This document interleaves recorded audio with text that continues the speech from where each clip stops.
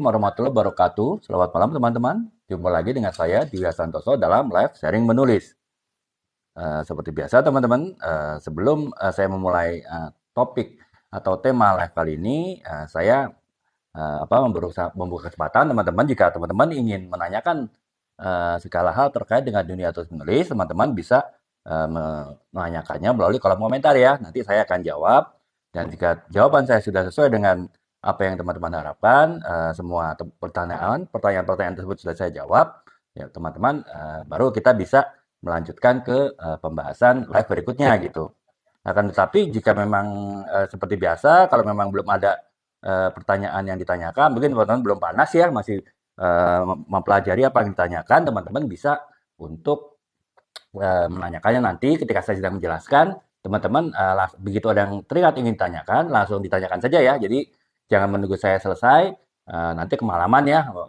Mungkin teman-teman ada kegiatan lain atau besok harus kegiatan pagi sehingga istirahat lebih awal. Jadi ya, jika teman-teman ada yang ditanyakan, ketika saya sedang menjelaskan, teman-teman bisa langsung tanyakan ya. Kemudian saya akan jawab, setelah jawab baru saya lanjutkan lagi pembahasan sesuai dengan topik live kali ini gitu ya.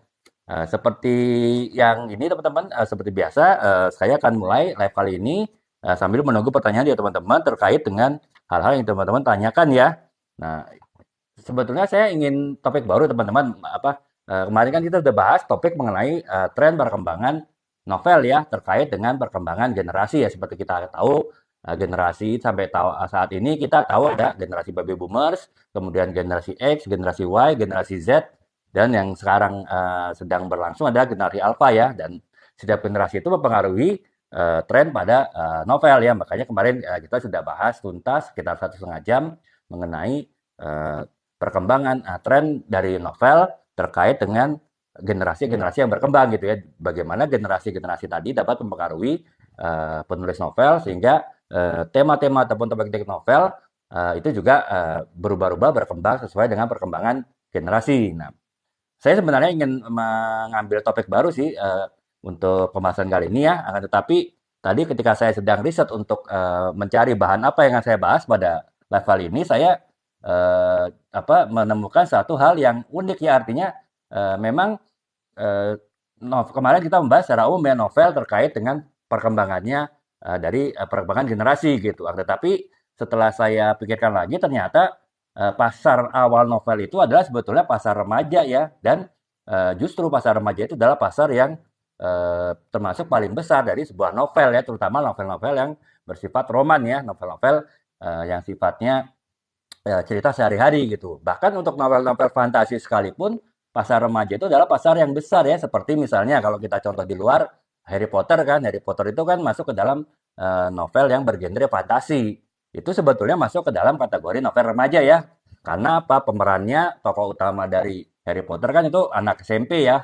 SMP penyihir sih, tapi kan tetap aja kelas SMP. Berarti sebetulnya itu adalah sebuah sebuah novel remaja gitu, dan itu pasarnya cukup besar sehingga akhirnya saya berpikir mengapa saya tidak melanjutkan topik pembahasan kita kemarin mengenai perkembangan tren novel terkait dengan perkembangan generasi yang ada itu, tapi sekarang kita fokus kepada novel remaja ya, karena itu tadi novel remaja itu ada beberapa yang membuat saya mempertimbangkan untuk membahas perkembangan novel remaja terkait dengan perkembangan generasi X, generasi Y, generasi Z, dan generasi alpha ya, atau yang kita kenal sebagai generasi milenial lah. Kalau mulai generasi Z sampai generasi A dan Y itu adalah generasi milenial. Nah, saya terpikirnya pertama karena ya pasar remaja adalah pasar yang besar ya. Jadi saya sebut tadi untuk sebuah kategori novel, kalau dilihat secara pangsa pasar, pasar novel remaja itu adalah pasar yang terbesar. Yang kedua, eh, yang membuat saya tertarik untuk membahas novel remaja ini terkait dengan perkembangan generasi. Remaja adalah bisa dibilang pembaca pertama sebuah novel ya. Jadi artinya pembaca novelisasi dewasa umumnya dia membaca novel ketika masih remaja ya. Ya sama lah dengan ya, mungkin kalau sekarang trennya agak bertambah dengan menonton K-pop misalnya ya, menonton film-film Korea atau drakor-drakoran itu kan umumnya dimulai dari remaja ya, kalau anak-anak belum. Ya karena memang ya secara topik juga belum sesuai dengan mereka. Jadi ya kenapa? Ya mungkin karena remaja punya ingin tahu yang tinggi ya, sehingga dia ingin mencoba mengeksplorasi hal-hal baru. Kayak kalau sekarang drakor, kalau dulu dan sampai sekarang adalah membaca novel gitu. Walaupun mungkin ketika dia masih SD, ketika masih baru awal SMP, dia tidak tertarik membaca ya, seperti umumnya masyarakat Indonesia ya, karena memang secara tingkat literasi masyarakat Indonesia itu memang prestasinya luar biasa gitu teman-teman. Dari 62 negara yang diriset dari tingkat literasi atau tingkat minat membaca, Indonesia itu menempati peringkat kedua ya, dari negara-negara di dunia yang diriset, dilihat dari minat bacanya. Walaupun kita bacanya terbalik ya teman-teman ya. Kebetulan baca bukunya terbalik seperti ini, ya sehingga ya sebetulnya kita nomor 2 tapi dari bawah gitu ya, dari belakang, alias kita nomor 61 sebetulnya untuk peringkat membaca ya. Itulah mengapa untuk untuk anak-anak kecil saya pikir kenapa tidak diajarkan membaca dari kecil sehingga akhirnya ya minat bacanya rendah. Akan tetapi kenapa novel remaja itu pasarnya besar? Ya mungkin ya karena remaja tadi itu sedang tahap untuk mencari atau mengeksplorasi diri ya, mencoba hal-hal yang baru, ya, termasuk membaca novel gitu. Dan mungkin banyak yang akhirnya ya cukup tertarik lah untuk membaca novel, walaupun mungkin hanya membatasi diri dengan membaca novel ya, tidak mengembangkan kebaca yang lain gitu. Jadi itu teman-teman, kenapa akhirnya saya putuskan untuk topik kali ini kita akan bahas mengenai perkembangan dunia novel remaja terkait dengan perkembangan dari generasi penulis dan generasi pembacanya ya teman-teman. Ya mungkin secara sekilas saya jelaskan apa yang saya sampaikan kemarin, yaitu bahwa di kita ini ada sampai saat ini di tahun 1900-an kita ada ya semenjak Indonesia merdeka lah ya 1945 itu kita ada 5 generasi ya, 5 generasi angkatan gitu. Yang pertama adalah generasi baby boomers ya, itu angkatan kelahiran 65 ke belakang, jadi dari tahun 65 sampai ke belakang tahun 50-an atau 4 tahun 40-an itu generasi baby boomers ya. Itu ya tentu bacanya sastra-sastra klasik, makanya saya tidak akan terlalu fokus pada generasi ini. Saya akan fokus kepada dimulai dengan generasi X ya. Generasi X itu adalah generasi kelahiran tahun 65 sampai 80. Mereka seperti saya jelaskan kemarin punya karakter sendiri, punya minat sendiri terhadap sebuah novel ya, sehingga akhirnya ya novel-novel yang terkait dengan generasi X tadi banyak dipengaruhi oleh sifat-sifat dan karakter dari generasi X tadi gitu. Kemudian generasi selanjutnya adalah generasi Y ya, generasi generasi Y itu kelahiran tahun 81 sampai tahun 95 gitu. 1981 sampai 1995 yaitu generasi Y yang tentu secara karakter ada perbedaan dengan generasi dari generasi X ya. Setidaknya karakter sifat mereka udah pasti beda gitu. Kemudian lingkungannya juga ada beda karena generasi generasi yang pertama kali mengenal teknologi digital, di mana teknologi digital mulai berkembang, itu adalah generasi Y ya. Kalau kita generasi X, dulu lahir semuanya masih manual. Walaupun ya kalau kita bisa adaptasi, bisa menyelesaikan diri, ya tetap saja di usia sekarang pun kita generasi X tetap bisa menguasai teknologi ya. Akan tapi secara umum kita tidak mengenal teknologi karena kita dari awal kita tidak kenal teknologi ya. Kita prosesnya belajar itu. Setelah itu. Nah, kemudian yang selanjutnya generasi Z itu adalah generasi kelahiran tahun 96 sampai dengan tahun 2012 ya. Jadi itu generasi Z yang udah kita sebut generasi teknologi ya, karena dari lahir dia pasti udah tahu teknologi ya, kan tahun 96 itu sudah mulai internet mulai berkembang, kemudian handphone walaupun masih sederhana, belum smartphone pun sudah mulai ada gitu. Kemudian teknologi multimedia itu juga sudah mulai berkembang ya, sehingga generasi Z lebih dipengaruhi oleh teknologi gitu. Dan yang sekarang sedang berjalan adalah generasi Alpha ya. Generasi Alpha itu kelahiran tahun 2013 sampai dengan mungkin diperkirakan tahun 2025 sampai 2026. Setelah itu nanti akan ada generasi baru lagi yang entah disebut apa, mungkin generasi beta ataupun generasi yang lain lah, kita nggak tahu gitu. Nah, jadi itu teman-teman ya. Jadi dengan perkembangan generasi tersebut, di mana tadi saya sebutkan bahwa remaja adalah pasar terbesar dari pembaca novel, dan kemudian remaja itu adalah pembaca novel yang pertama kali, artinya ketika anak-anak mereka rata-rata tidak baca novel teman-temannya, walaupun sebetulnya ada novel anak ya, itu pun memang kalau di Indonesia saya pernah bahas di beberapa live yang lalu itu terbatas ya novel anak-anak, tapi setidaknya ada lah, setidaknya inilah teman-teman bisa lihat ya novel ini, novel mengenai Citaku Berawal dari Pesantren ini, novel yang saya tulis ini bergenre sastra anak ya, walaupun fokusnya kepada anak SMP gitu, anak-anak SMP di sebuah pesantren gitu. Tapi setidaknya ada gitu. Hanya ya memang ya minat mereka membaca umumnya dimulai dari masa remaja ya. Bukan karena mereka mungkin minat membaca, tapi mungkin karena ikutan teman-temannya gitu kan. Kalau remaja itu kan ya kita semua pernah remaja ya, mungkin ada teman-teman yang sekarang masih remaja, kita tahu punya sifat ikut-ikutan gitu. Makanya ketika ada orang yang membaca suatu novel yang populer ya kita pun walaupun tidak suka baca pasti akan baca ya. Makanya remaja itu adalah titik pertama dalam membaca sebuah novel. Nah, itulah dua sebab hal tersebut di mana remaja adalah pembaca terbesar novel karena remaja itu adalah pembaca pertama ketika dia usia remaja dia baru mulai membaca novel mungkin karena ikutan teman-temannya ya sehingga membuat peran novel remaja itu cukup besar dan cukup menarik untuk kita mengamati bagaimana perkembangan suatu tema ataupun topik dari novel remaja itu dikaitkan dengan perkembangan generasinya karena kan setiap generasi itu pasti ada perbedaan ya teman-teman ya.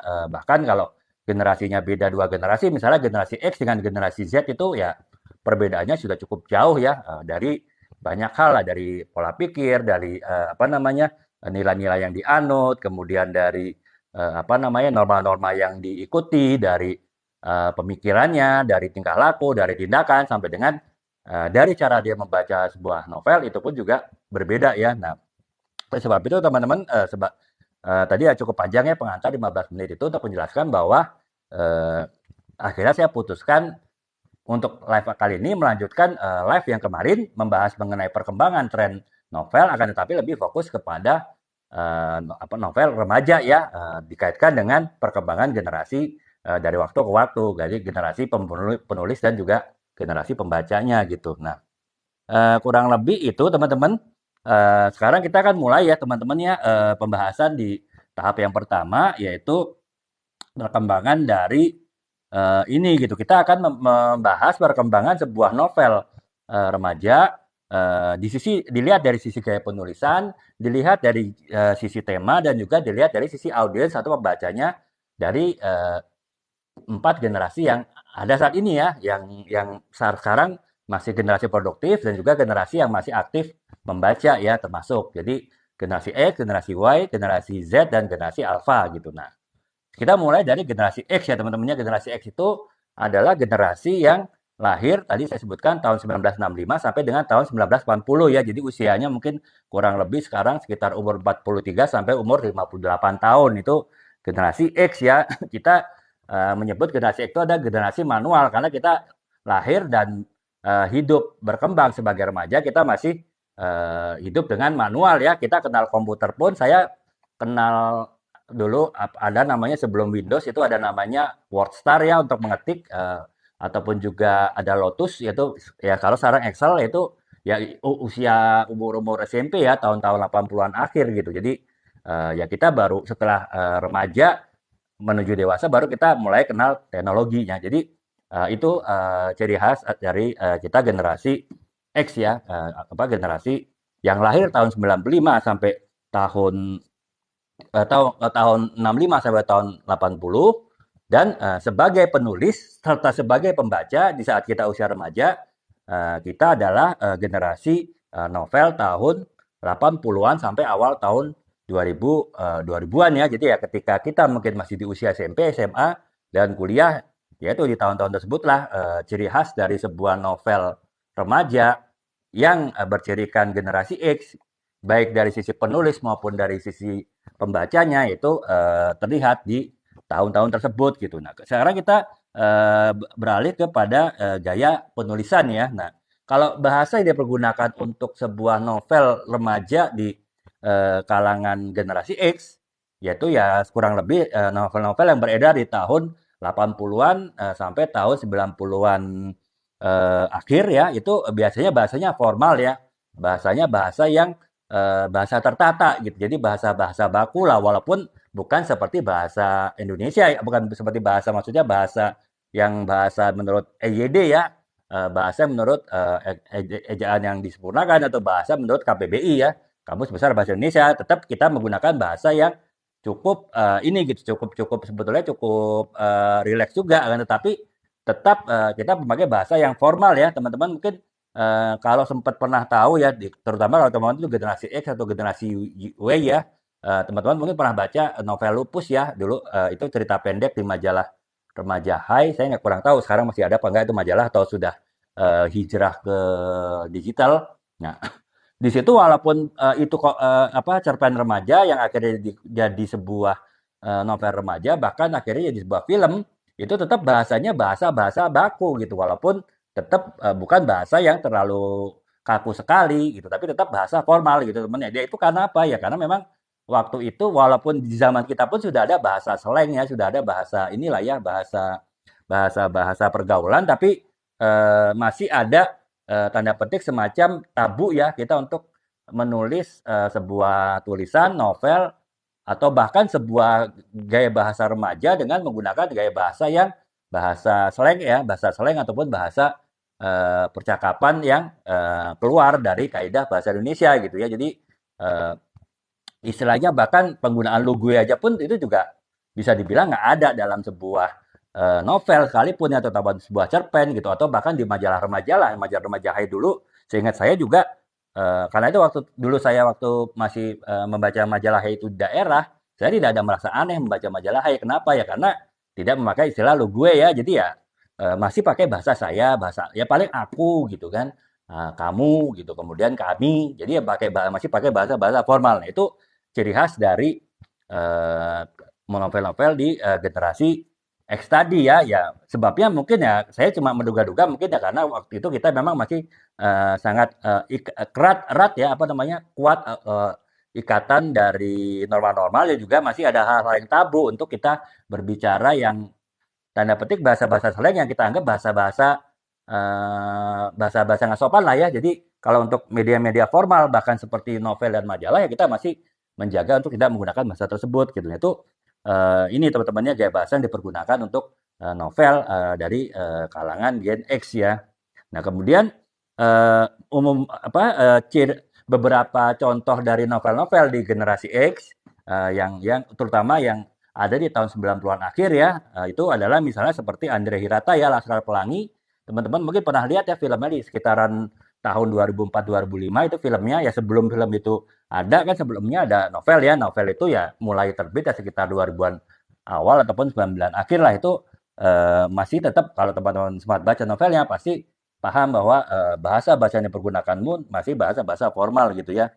Kemudian yang kedua adalah Di Lestari ya. Di Lestari itu termasuk penulis lintas angkatan ya. Dia sebetulnya adalah Gen X juga gitu. Walaupun nanti saya contohkan bahwa untuk novel-novel dari Gen Alpha pun dia juga ada tulis gitu ya. Sebuah novel ya.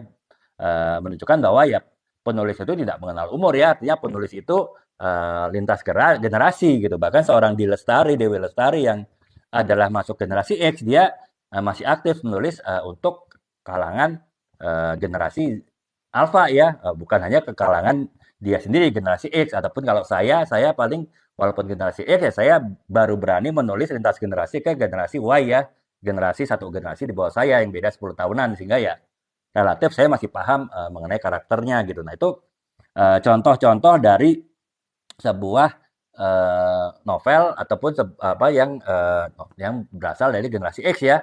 Dan kemudian kalau secara tema teman-teman, tema-tema yang di sebuah novel remaja tahun 90, tahun 80, tahun 90-an itu umumnya tema-tema yang tanda petik masih sederhana ya, bukan tema-tema yang rumit, bukan tema-tema yang bikin pusing kepala bacanya, atau bahkan mungkin tema-tema yang membuat orang tua kita apa namanya menggeleng-gelengkan kepala ya membaca temanya. Itu tema-tema yang bahkan masih sesuai dengan nilai-nilai tatanan dari orang tua kita ya, maaf, maksudnya orang tua kita yang generasi X gitu. Jadi membaca novel itu bukan sesuatu yang harus sembunyi-sembunyi gitu. Kalau dulu ya novel remaja ya, kecuali novel yang aneh-aneh ya, teman-teman tahu lah novel yang dengan kode AA gitu ya, dengan inisial AA ya, teman-teman yang angkat generasi X pasti paham lah. Nah, tapi di luar itu teman-teman apa novel-novel yang biasa-biasa saja itu termasuk itu adalah sebuah novel yang menarik ya. Jadi orang tua pun juga tidak bahkan mendukung. Kenapa? Karena di dalam novel-novel tersebut sangat syarat dengan pesan-pesan moral, sangat syarat dengan nilai-nilai kebaikan ya, sangat syarat dengan nilai-nilai yang sesuai dengan apa yang orang tua kita dulu ajarkan kepada kita gitu. Misalnya tema-tema di sebuah novel untuk generasi X tahun 80-an sampai 90-an itu adalah tema-tema persahabatan gitu. Kemudian tema-tema perjuangan. Ya, bagaimana misalnya perjuangan ya kalau tadi kan Laskar Pelangi itu sebetulnya perjuangan Andre Hirata kan di sebuah sekolah yang sangat sederhana di sebuah pulau Belitung ya di suatu daerah yang cukup terpencil, tapi akhirnya dia berjuang untuk mendapatkan cita-citanya bersekolah di Perancis, walaupun dia berasal dari golongan keluarga yang kurang mampu, dan akhirnya dia berhasil ya mendapat beasiswa untuk bersekolah di Perancis gitu. Nah itu kan berarti juga kisah perjuangan dan itu tentu masih sesuai dengan nilai-nilai yang umum berlaku, termasuk nilai-nilai dari orang tua ya. Dan termasuk juga misalnya persahabatan di dalam sebuah novel Andre Hirata yang Laskar Pelangi kan itu sangat kental ya nilai-nilai persahabatan ya yang mungkin kalau sekarang mungkin nilai persahabatannya sudah berganti ya. Bukan persahabatan seperti kita berinteraksi langsung dengan teman-teman kita saling membantu secara langsung, kita mungkin saling bekerja sama, kita bermain bersama. Kalau sekarang mungkin persahabatan untuk generasi alfa adalah persahabatan dalam sebuah game online misalnya kan.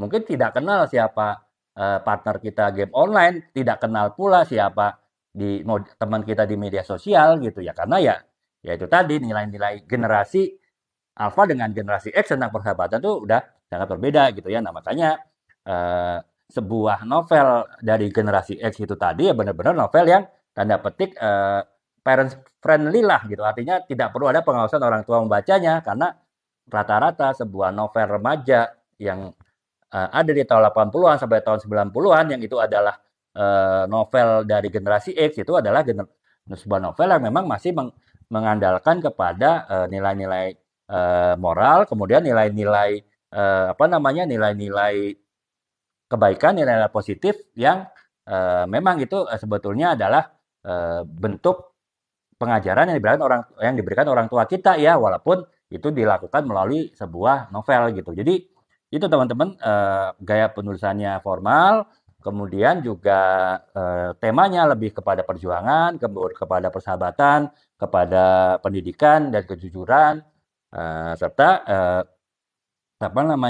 dengan tema tersebut yaitu inti dari membaca sebuah novel tidak hanya hiburan tapi juga ada nilai pendidikannya juga gitu dan ada nilai renungan bahkan ya. Jadi itu teman-teman kurang lebih gambaran dari sebuah novel yang berasal dari novel generasi X ya. Lagi-lagi saya tidak mengatakan bahwa novel generasi X itu adalah novel yang novel yang paling bagus atau novel yang paling mendidik ataupun novel yang paling paling memberikan nilai positif bagi perkembangan remaja. Enggak begitu ya teman-teman. Saya cuma mengatakan bahwa apa yang ada di novel remaja pada generasi X itu adalah apa yang memang menjadi preferensi ataupun menjadi keinginan dari para pembacanya ya, dari kita yang generasi X sebagai pembaca gitu. Walaupun sedikit banyak itu juga masih sesuai dengan preferensi dari orang tua kita dulu gitu. Jadi itu sih teman-teman ya. Saya tidak mau mendikotomikan mana yang baik, mana yang benar ya teman-teman. Lihat saja sendiri ya, nanti lihat nilai sendiri saja dari penjelasan saya mengenai setiap tipe novel ataupun tren novel dari setiap generasi itu berbeda-beda dan baik buruknya yaitu diserahkan kepada teman-teman ya. Setidaknya diserahkan kepada masing-masing generasi gitu. Karena ya nilai yang oleh generasi X itu dipandang nilai yang baik belum tentu oleh generasi alpha ataupun generasi Z itu dianggap nilai-nilai yang baik sehingga atau setidaknya nilai-nilai yang perlu dibahas dalam sebuah novel gitu sehingga mungkin akan tidak bisa jadi nilai-nilai dari generasi X itu tidak akan kita temui di sebuah novel dari generasi yang lain ya, apalagi kalau generasinya cukup jauh sebagai generasi Z dan juga generasi alpha gitu. Nah itu yang ke satu ya dari novel-novel generasi X ya. Dan secara audiens memang mayoritas novel dari generasi X itu untuk generasi X sendiri gitu ya. Karena apa ya kan belum ada generasi yang baru ya. Kalaupun tahun 80-an itu sudah ada lah generasi generasi Y kan udah mulai lahir ya tahun 81 ya, tapi kan mereka masih bocil-bocil lah ya bahkan tahun 90 awal mereka belum umur 10 tahun rata-rata gitu. Atau bahkan dari baru lahir kan. Karena ya usia dari generasi Y itu kan lahirnya sampai dari tahun 1980 sampai 1996 gitu. Sehingga ya ya itu tadi saya sebutkan bahwa di Indonesia itu pembaca novel, pembaca sebuah buku bahkan itu umumnya adalah remaja ya. Karena apa? Kita tidak dibiasakan membaca dari kecil dan remaja membaca pun itu juga karena biasanya karena ikut-ikutan temannya sehingga dia membaca novel ya menyebabkan ya itu tadi bahwa sebuah novel di tahun 80-an dan novel remaja ya di tahun 80-an dan tahun 90-an itu ditulis oleh generasi X yang kelahiran tahun 65 sampai tahun 80 dan dibaca oleh generasi X juga gitu. Relatif tidak banyak generasi Y yang membaca karya sebuah novel remaja dari karya generasi X. Walaupun mungkin di tahun-tahun 90-an akhir generasi Y sudah mulai baca novel itu mungkin masih sempat membaca novel-novel karya dari generasi X ya. Walaupun juga generasi Y sudah mulai menulis di tahun 2000-an awal gitu. Jadi itu teman-teman pembahasan mengenai perkembangan ataupun juga ciri karakter dari sebuah novel pada generasi X ya. Nah, sekarang kita bahas novel karakter dan ciri-cirinya dari novel karya dari mereka yang berasal dari generasi Y ya, generasi Y ya. Generasi Y yaitu generasi yang lahir dari tahun 1981 sampai dengan tahun 1995 ya. Dan secara usia remaja, secara novelnya itu kurang lebih ya sekitar 10-15 tahun kemudian. Jadi novel-novel sekitar tahun 2000 awal sampai dengan tahun 2010. Nah, itu umumnya adalah novel-novel yang ditulis dan dibaca oleh penulis dari ada juga pembaca dari kalangan Gen Y sendiri ya. Nah, sekarang kita lihat karakter dari novel yang ditulis oleh Gen Y tadi gitu. Kalau kita lihat dari gaya penulisan, tentu berbeda ya dengan gaya penulisan dari Gen X yang umumnya adalah bahasa formal, bahasa yang cukup baku. Nah, kalau di sebuah novel Gen Y itu bahasanya sudah mulai bahasa yang santai ya, bahasanya sudah mulai bahasa yang sehari-hari gitu. Kemudian walaupun baru awal ya beberapa bahasa slang, beberapa bahasa percakapan pergaulan khas remaja, kemudian juga ekspresi-ekspresi remaja itu sudah mulai terungkap dalam sebuah novel yang dari generasi W ya. Terutama itu di awal-awal novel-novel dari generasi Y tadi gitu di tahun-tahun 2000-an awal gitu itu udah mulai ada ya ketika udah masuk ke tahun 2010 ya itu mungkin ya sebagian besar novel remaja dan sebagian besar isi dialog dan isi narasi dari novel remaja itu sudah benar-benar bahasa-bahasa pergaulannya udah bahasa slang ya istilahnya bahasa lu gue itu sudah menjadi bahasa yang umum dalam sebuah novel gitu sesuatu yang masih tabu ya sangat tabu dalam sebuah novel generasi X gitu ya generasi tahun generasi pembaca novel tahun 80 sampai tahun 90-an gitu dah. Ya itu mungkin juga antara lain ya karena tahun 90-an kan tahun 2000-an itu kan informasi sudah mulai menyebar luas ya teman-teman ya. Istilahnya penggunaan logo itu sudah menjadi umum misalnya karena tahun 90-an akhir itu TV swasta sudah mulai banyak ya bisa ditangkap di daerah-daerah gitu seluruh Indonesia gitu. Sementara tahun 80 tahun 90-an awal kan TV-TV swasta seperti RCTI, SCTV itu baru mulai ada dan bahkan sempat di tahun-tahun awalnya tahun 91 92 itu TV swasta itu berbayar ya. Jadi kita nonton RCTI ataupun SCTV kita harus beli dekodernya dan kita harus bayar setiap bulan gitu ya. Seperti kalau sekarang nonton Netflix lah atau nonton Disney Channel ya bayar kalau itu wajar ya TV luar ya. Nah sekarang kalau dulu TV Indonesia aja dengan acara yang masih sederhana ya karena TV swasta baru ada dan baru mulai belajar buat program acara itu udah harus bayar ya teman-teman bayangin kan makanya ya waktu tahun 90-an ya belum banyak TV swasta ditonton oleh orang ya terutama di daerah gitu dan di tahun 2000 itu sudah mulai TV daerah itu sudah gratis dan sudah mulai mendirikan banyak transmitter di banyak daerah karena sudah bisa boleh beriklan sehingga ya akhirnya itu ya penggunaan bahasa-bahasa seperti lu gue ataupun bahasa-bahasa slang lainnya, bahasa pergaulan sehari-hari itu sudah menjadi suatu yang umum ya di remaja, terutama di kota-kota di daerah ya di seluruh Indonesia gitu. Oh, yang saya ini buku ini Ki apa kalau tanggapan novel Terelie itu masuk ke dia sebetulnya usianya setahu saya generasi Y ya, Kak apa ya Kak Bintang ya. Jadi dia masuk generasi Y. Jadi perkiraan saya dia lahir tahun 80-an sih, 80-an, jadi masih generasi Y. Tapi eh, dia masih sekarang masih up to, kalau saya lihat novel-novelnya memang kebanyakan novel-novel yang agak agak serius ya Kak ya, maksudnya bukan novel remaja, bukan seperti misalnya di Lestari kan, di Lestari masih banyak menulis novel remaja kan, ataupun juga seperti Raditya Dika, apalagi kan dia benar-benar penulis remaja gitu. Kalau Terelie setahu saya lebih banyak membaca menulis novel yang sifatnya agak dewasa ya. Tapi ya secara generasi dia generasi Z Kak. Jadi apa namanya ya dia ya inilah gitu artinya eh nah masih bahasanya makanya bahasa dari Terelia kan sudah mulai bahasa-bahasa yang nggak formal ya, kayak Kak ya. Beda dengan Andre Hirata gitu ataupun De Lestari pada zaman-zaman awal dia nulis misalnya nulis perahu kertas gitu kan awal-awal dia nulis novel sebagai generasi itu udah bahasanya masih formal sih. Jadi ya kalau menurut saya kalau kalau masalah tanggapan ya menurut saya Terelia ya dia ya ini ya cukup ini juga beragam sih Kak. Jadi secara apa namanya secara genre dia ada yang genre cinta, ada genre fantasi, ada yang genre misteri. Jadi cukup kompleks ya dan dia juga apa namanya ya kalau secara kualitas ya pasti berkualitas ya karena kan apa sangat dikenal gitu.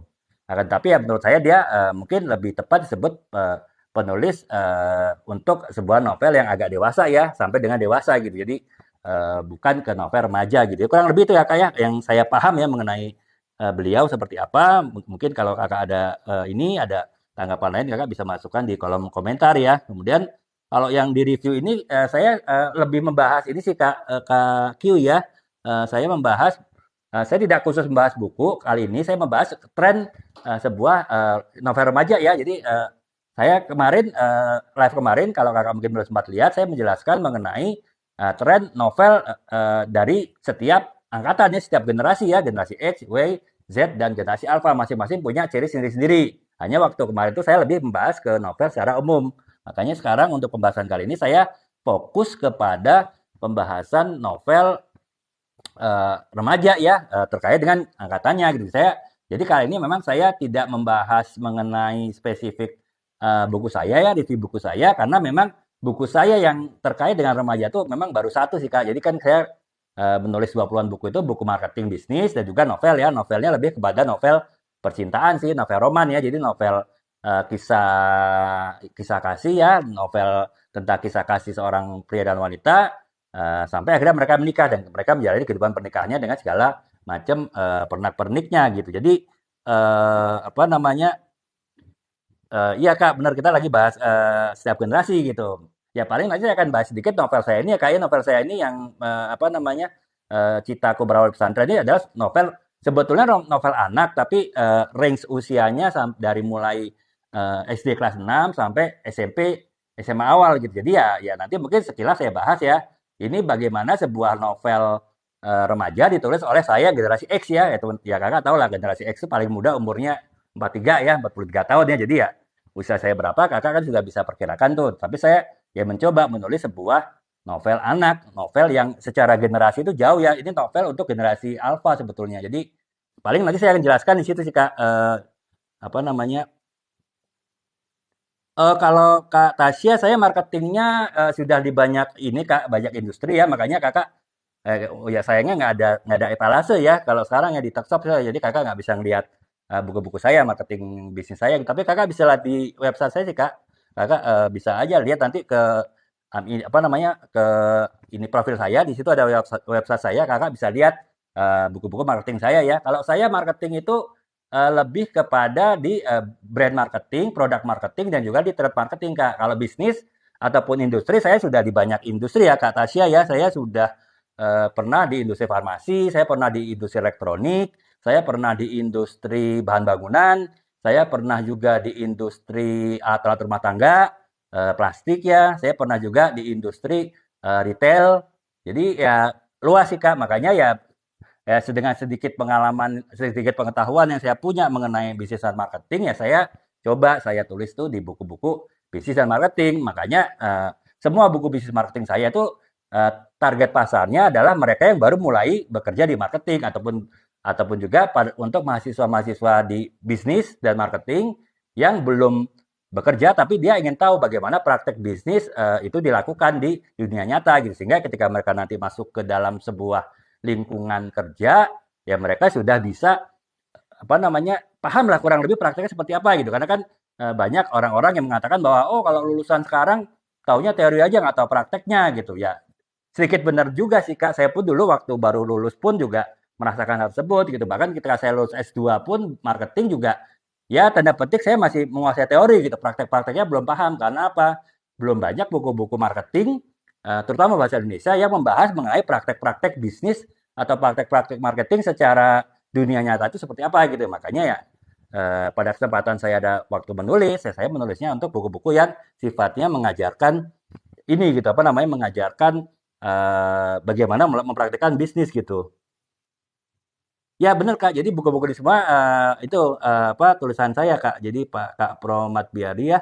Jadi saya ada 20-an buku Kak. Jadi ya live saya sih kalau yang dulu waktu masih ada keranjang kuning sih ada saya masukkan etalase saya juga gitu ya. Kebetulan ada seller yang jual-jual buku saya gitu. Jadi saya bantu seller tersebut untuk juga promosiin buku saya sekaligus saya sharing menulis Kak ya. Jadi kalau Kakak lihat di profil apa di ini saya di apa namanya tuh di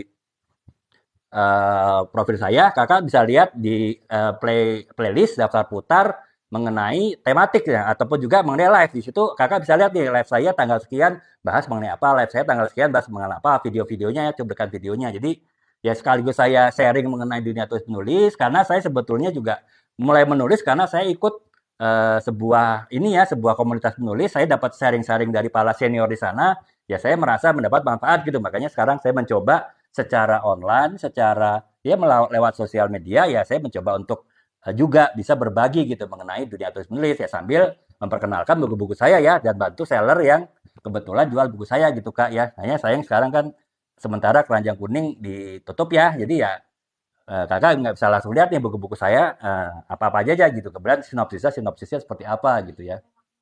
Apa? Ya mungkin Kakak juga nanti ini sih Kak bisa kalau lihat buku-buku saya kalau ada Pak di tetangga ada Pak toko tetangga ada. Jadi Kak jadi Kakak ini aja Kak Kakak langsung kalau mau cari di sana Kakak ketik aja judul bukunya apa gitu.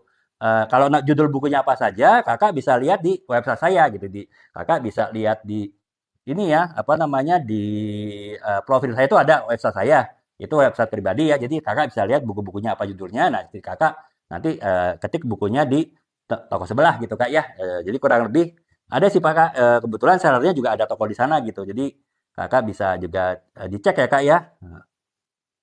Ya ini juga untuk menjawab ini ya Kak Bak Sebulat ya. Jadi di tetangga-tetangga ada kok, di tetangga-tetangga TikTok ada semua kok Kak. Jadi semua hanya saya nggak bisa nyebut nama, nggak bisa nyebut warna ya, takut ada pelanggaran. Jadi ya yang jelas di toko tetangga ada kakak cari aja tinggal kakak lihat buku-buku yang saya tulis itu di website saya di profil nanti dari situ kakak bisa nanti di kolom pencarian kan bisa diketik tuh judul bukunya apa ya insya Allah nanti keluar tuh etalasenya gitu jadi kakak mau cari di mana tinggal tinggal lihat di sana aja sih kak gitu jadi itu sih kak ya apa namanya eh, jadi kak bakso bulat ya bakso bulat kebetulan ini kak saya ada buku mengenai UMKM studi kasusnya ini Kak, apa namanya, usaha bakso, namanya Pak Bulat itu Pak, ininya tokonya kebetulan nama nama contoh nama toko baksonya gitu kok pas dengan nama Kakak ya, nama akun Kakak gitu.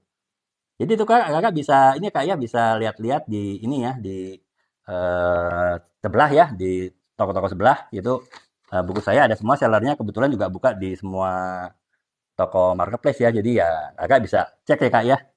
Eh, Jadi itu Kak, kemudian ada pertanyaan lagi untuk Kak Ragdeul, ya terima kasih ya Kak ya atas ini semangatnya semoga ya saya bisa semakin semangat juga untuk sharing ya. Jadi ya makanya saya baru bisa malam ya Kak ya untuk live ini ya karena memang saya bisanya malam gitu. Kalau dari pagi sampai sore malam kan saya ada kegiatan ya Kak ya. Jadi ya baru bisa ya di malam ini gitu. Makanya ya mumpung ada masih ada kesempatan, ada tenaga ya saya usahakan untuk live gitu. Jadi ya ya untuk semakin meningkatkan dunia literasi lah Kak ya. Jadi kan ya kakak tahu lah tadi saya sempat sebut bahwa Indonesia itu peringkat membacanya nomor 61 dari 62 negara gitu kan, memprihatinkan ya. Makanya ya saya sedikit-sedikit lah berusaha memberikan kontribusi sedikit ya agar dunia literasi kita makin berkembang gitu, sehingga nanti ya mungkin sudah pasti bukan kita tapi anak cucu kita nanti menjadi generasi yang tipe pembaca ya. Kita tahu negara-negara maju itu biasanya adalah pembaca ya. Negara pembaca terbesar itu Jepang ya, kita tahu negara Jepang itu dari berapa puluh tahun yang lalu jadi negara maju gitu. Demikian pula negara-negara Eropa dan negara Amerika gitu. Makanya ya makanya kita ya harus ya sebisa, kalau saya karena saya juga suka menulis, alhamdulillah beberapa buku sudah diterbitkan ya, saya berusaha untuk menyebarkan semangat membaca itu ya dengan menyebarkan ya ilmu-ilmu praktis, kemudian juga pengetahuan-pengetahuan praktis, wawasan-wawasan praktis mengenai dunia tulis menulis yang ya insya Allah bisa berguna ya bagi banyak orang gitu. Jadi apa namanya ya, sehingga ya dunia literasi, minat membaca bangsa kita semakin lama semakin tinggi gitu. Jadi kurang lebih itu ya Kak ya. Mungkin ntar ada pertanyaan lagi apa enggak. Ya, jadi itu ya Kak ya. Jadi kalau buku ya silakan Kakak lihat ya di toko sebelah ya Kak ya. Jadi Kakak tinggal judul ini, ketik aja judul bukunya apa. Nanti Kakak keluar etalasenya di situ ya. Mudah-mudahan di TikTok Shop udah mulai buka lagi. Jadi Kakak lebih mudah ya beli di TikTok Shop ya, dalam kalau nanti sudah ada gitu. Nanti saya akan informasikan juga di live kalau misalnya toko yang di TikTok Shop-nya sudah aktif lagi gitu untuk sellernya gitu. Demikian Kak, sekarang saya lanjutkan lagi ya, sampai di mana tadi ya? Oh ya, sampai di ini ya apa namanya, buku untuk generasi Y ya. Jadi ya tadi yang saya sebutkan gaya bahasa sudah gaya bahasa yang santai ya, gaya bahasa apa namanya, gaya bahasa sehari-hari, dan bahkan gaya bahasa slang atau bahasa program sudah mulai masuk ya, sudah tidak tabu lagi untuk masuk ke dalam novel-novel dari generasi Y ya, novel-novel di tahun 2000-an awal sampai 2010-an gitu. Nah, kemudian secara tema itu masih hampir sama sih dengan novel Gen X ya, itu mengenai persahabatan, mengenai cinta. Kalau cinta ya abadi lah ya, mau generasi baby boomers dan sebelumnya pun juga pasti novel-novelnya banyak cerita cinta ya, karena itu memang tema universal gitu. Tapi tema cinta, tema persahabatan itu adalah tema yang juga ada di generasi Y. Hanya ada tambahannya untuk novel-novel generasi Y adalah tema-tema yang dimasukkan juga tema teknologi gitu. Karena apa? Tahun 2000-an itu kan sudah mulai teknologi sudah mulai ada ya.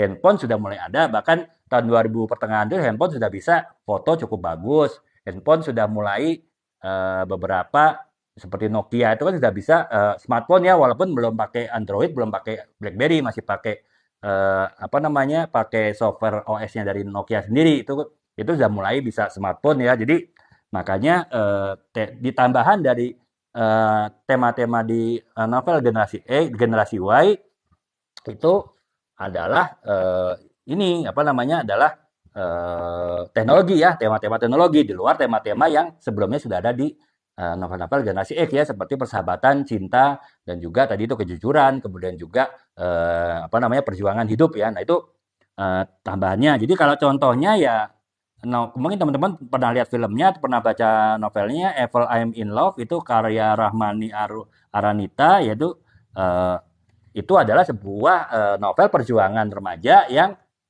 terkait dengan adanya perkembangan teknologi. Itu kan kurang lebih seperti itu kan ceritanya kalau teman-teman pernah lihat filmnya kan. Nah itu adalah contoh dari sebuah novel remaja yang ditulis oleh generasi Y ya, generasi yang lahir tahun 1986, maaf, lahir tahun 1981 sampai tahun 1996 gitu. Nah itu kemudian audiensnya ya umumnya adalah generasi Y sendiri ya, karena ya generasi X kan di tahun 2000-an tuh umumnya sudah berumur 20, paling muda sudah berumur 20-an ya, 24, 25 tahun gitu. Paling tua mungkin sudah berumur 35 tahun, sehingga ya sudah tidak membaca lagi sebuah novel remaja ya. Makanya yang baca sebuah novel Gen Y, walaupun tetap yang nulis itu juga ada Gen X ya, seperti tadi Di Lestari tetap menulis novel-novel untuk generasi Y, tapi ya umumnya dibaca oleh generasi Y sendiri.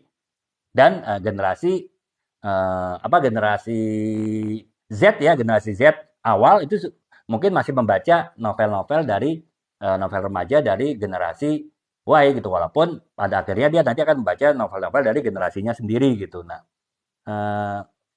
Kak Jeva kalau bukunya ada di ini Kak ya, di tetangga Kak ya. Jadi di tetangganya TikTok itu kita ada ya di semua tokonya. Paling Kakak kalau mau tahu judul bukunya apa saja yang saya tulis, Kakak bisa lihat di website saya gitu. Kakak bisa masuk ke ini, bisa masuk ke profil saya, di situ ada website saya, Kakak bisa buka website saya, di situ ada buku-buku saya ya. Jadi Kakak nanti bisa tahu judulnya apa, di situ ada juga sinopsisnya sehingga Kakak bisa pilih nih mana yang sesuai dengan minat Kakak gitu. Nanti baru cari di toko sebelah ya, kayak tinggal diketik di kolom pencariannya, Kakak ketik apa namanya judul bukunya ya, insya Allah nanti etalasenya keluar gitu. Jadi sementara belum di TikTok belum bisa ya, mungkin kalau Kakak memang mau cari sekarang bisa cari di toko-toko sebelah sih Kak. Jadi itu. Kalau KHI 99 ada Kak di sana di tetangga ada. Jadi Kakak mungkin kalau udah tahu judul bukunya tinggal Kakak ini aja Kakak tinggal apa namanya ketik di kolom pencarian judul bukunya itu pasti keluar sih Kak. Jadi ada beberapa seller yang jual di sana ya Kakak tinggal pilih aja yang kira-kira penawarannya paling menarik gitu. Harganya juga paling mungkin paling menarik ya. Itu Kak. Ya Kak. Nah, terima kasih Kak ya. Kemudian KHI 99 juga ya tadi Kak Ki juga udah jawab ya. Oke, sekarang kita lanjutkan lagi. Ya kita sudah selesai membahas mengenai sebuah novel remaja yang ditulis oleh Gen Y ya, generasi yang lahir tahun 81 sampai tahun 96 dengan rentang waktu novel itu sekitar tahun 2000 sampai 2010 gitu. Jadi kurang lebih seperti itu. Kemudian sekarang kita membahas novel remaja dari Gen Z ya, Gen Z.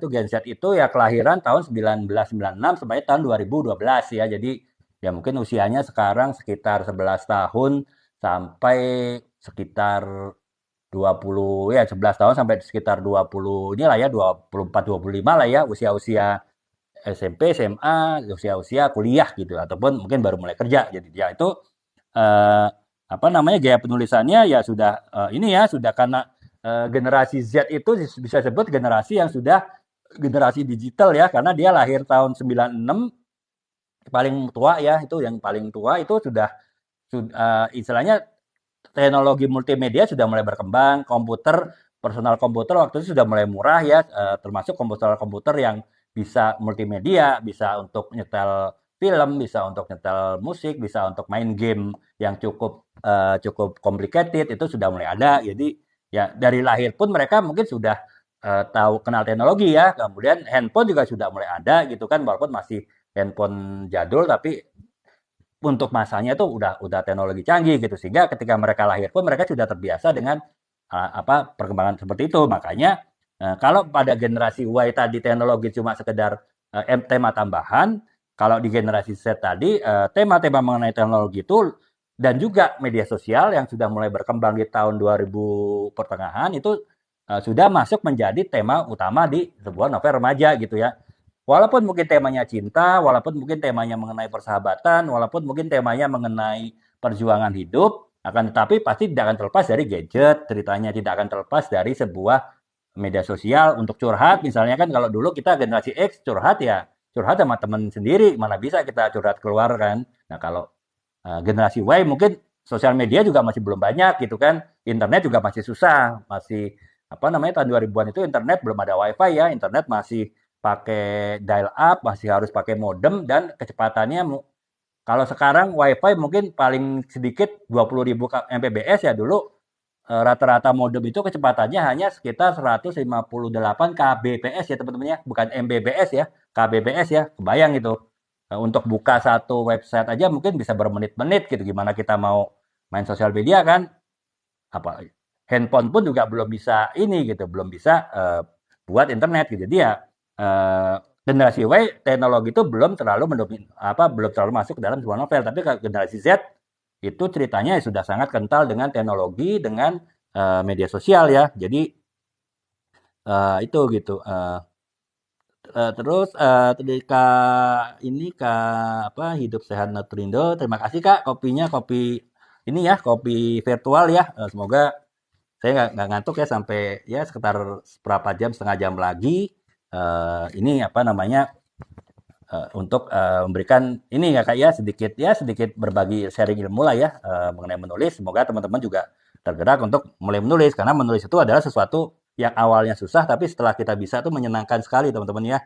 Jadi ini bukan omong kosong loh teman-teman, tapi memang ya itu realita yang saya rasakan gitu ya. Demikian terima kasih Kak Wah, Hidup Sehat Naturindo ya atas kopi virtualnya. Nah sekarang kita lanjutkan lagi. Sekarang kita membahas mengenai tadi kita sudah ini ya generasi Z ya. Kalau generasi Z tadi ya itu tadi bahas-bahas apa sangat kental dengan teknologi, dengan bahasa-bahasanya bahasa-bahasa yang sangat sosial media sekali. Kemudian juga apa namanya ya isinya apapun pasti terkait dengan teknologi gitu. Kemudian novel-novelnya yang populer itu seperti misalnya teen lead ya. Nah, jadi ya misalnya sering memasuk atau novel-novel yang teen lead umumnya menggunakan memasukkan chat ataupun juga pesan-pesan teks di dalam alur cerita ya. Jadi ya orang membaca chat ataupun membalas chat itu sudah sesuatu yang umum ya ada di novel-novel generasi Z ya, di novel-novel tahun 2010 sampai tahun 2020 gitu. Jadi novel-novel sekitar ya 15 tahun yang lalu sampai dengan sekarang gitu. Jadi kemudian temanya sudah nggak sudah mungkin sudah tidak terlalu banyak membahas mengenai tema nilai-nilai moral, tidak terlalu banyak membahas tema-tema mengenai pesan-pesan kehidupan yang sesuatu yang mungkin dianggap terlalu berat tanda petik ya untuk sebuah novel gitu bagi generasi Z sekarang yaitu mereka yang berumur sekarang sekitar umur 20 sampai umur 30 ya. Mereka mau yang istilahnya membaca itu untuk hiburan ya, membaca itu untuk easy listening, membaca itu apa namanya untuk ya untuk ya benar-benar untuk kesenangan lah ya, bukan untuk mendapatkan nilai-nilai tertentu gitu dari membaca sebuah novel. Makanya apa namanya dia dan yang terpenting adalah membaca itu adalah bagian atau membaca dan juga menulis itu adalah bagian dari mengekspresikan perasaan mereka, mengekspresikan keinginan mereka gitu. Jadi kalau misalnya tadi di Gen X karena banyak nilai-nilai moral, nilai-nilai pesan itu lebih kepada tanda petik sebetulnya pesan-pesan orang tua yang disampaikan kepada pembacanya melalui para penulis ya. Nah kalau sekarang penulisnya itu justru menulis itu untuk menyampaikan perasaan, ekspresi, mungkin juga kegundahan, keresahan dari pembacanya sendiri, dari generasi Z ya. Makanya yang dibahas itu kebanyakan adalah mengenai identitas gender gitu. Kemudian juga masalah aktivitas sosial gitu. Kemudian juga masalah-masalah mental gitu ya. Jadi ya kalau masalah mental ya kan ya teman-teman mungkin kan kalau generasi Z itu novelnya banyak mengenai ini galau gitu kan. Kata-kata galau saya yakin pasti hampir ada di setiap novel remaja Gen Z ya. Ya kenapa? Itu kan masalah sebetulnya masalah krisis identitas ya, masalah pencarian identitas diri remaja yang di kalangan generasi X, Y pun ada. Hanya kita waktu itu tidak menggunakan novel sebagai sebuah sarana untuk melampiaskan, mengekspresikan perasaan kita tersebut gitu. Makanya walaupun kita dulu juga galau generasi X, tapi ya kita tidak terlihat, tidak terekspresikan sama sekali dalam sebuah novel gitu. Nah, beda dengan kalau generasi Z ya, karena novel itu ada media ekspresi dari penulisnya dan juga mewakili perasaan dari pembacanya ya apapun yang dirasakan oleh remaja ya termasuk ya itu tadi ya masalah galau lah masalah ya segala macam kesumpakan pencarian identitas diri sebagai remaja itu benar-benar bisa terlihat dalam sebuah novel ya bahkan ya apa namanya si penulisnya mungkin merasa menjadi plong ketika menulis itu, pembacanya pun ketika membaca ternyata oh ada tokoh cerita yang mengalami hal seperti saya juga menjadi plong juga gitu. Jadi ya beda ya teman-temannya ini apa namanya pendekatan dari novel ya kita generasi X dulu lah kita maksudnya saya ya juga dengan generasi yang Z ya. Jadi itu teman-teman. Jadi ya bahkan mungkin istilah-istilah apa namanya masalah-masalah gender yang rada-rada tanda petik rada-rada gawat pun juga bisa masuk ke dalam ini ya dalam sebuah novel ya ya apakah itu mungkin isu-isu feminisme kah ataupun juga isu-isu yang terkait sedikit-sedikit dengan masalah-masalah seksualitas gitu itu eh, bukan satu hal yang tabu lagi untuk masuk ke dalam sebuah novel ya sesuatu yang tanda petik sangat terlarang ya itu pelanggaran berat kalau untuk sebuah novel di generasi X ya novel-novel tahun 80 sampai tahun 90-an gitu. Jadi itu apa namanya secara tema dari novel generasi Z ya. Kemudian secara audiens ya generasi Z ya umumnya yang baca generasi Z sendiri ya karena kan tahun 2010 sampai tahun 2020 atau sebagian generasi Y, Y juga baca sih karena ya kalau mulai apa namanya karena umur-umur kalau generasi Z kan umurnya lahir 96 berarti sekarang umur sekitar ya 20 hampir 30 ya 25-an lah ya. Jadi penulisnya umur 25-an gitu. Jadi yang baca kan pasti umur segitu ya, umur ke bawah ya. Bisa jadi umur 30-an awal itu masih baca ya. Itu 30-an awal kan masih generasi Y ya. Jadi mungkin generasi Y akhir yang mungkin secara apa namanya secara karakter, secara perasaan, secara emosional itu hampir sama dengan generasi eh, Z yang awal itu mungkin masih baca novel generasi Z.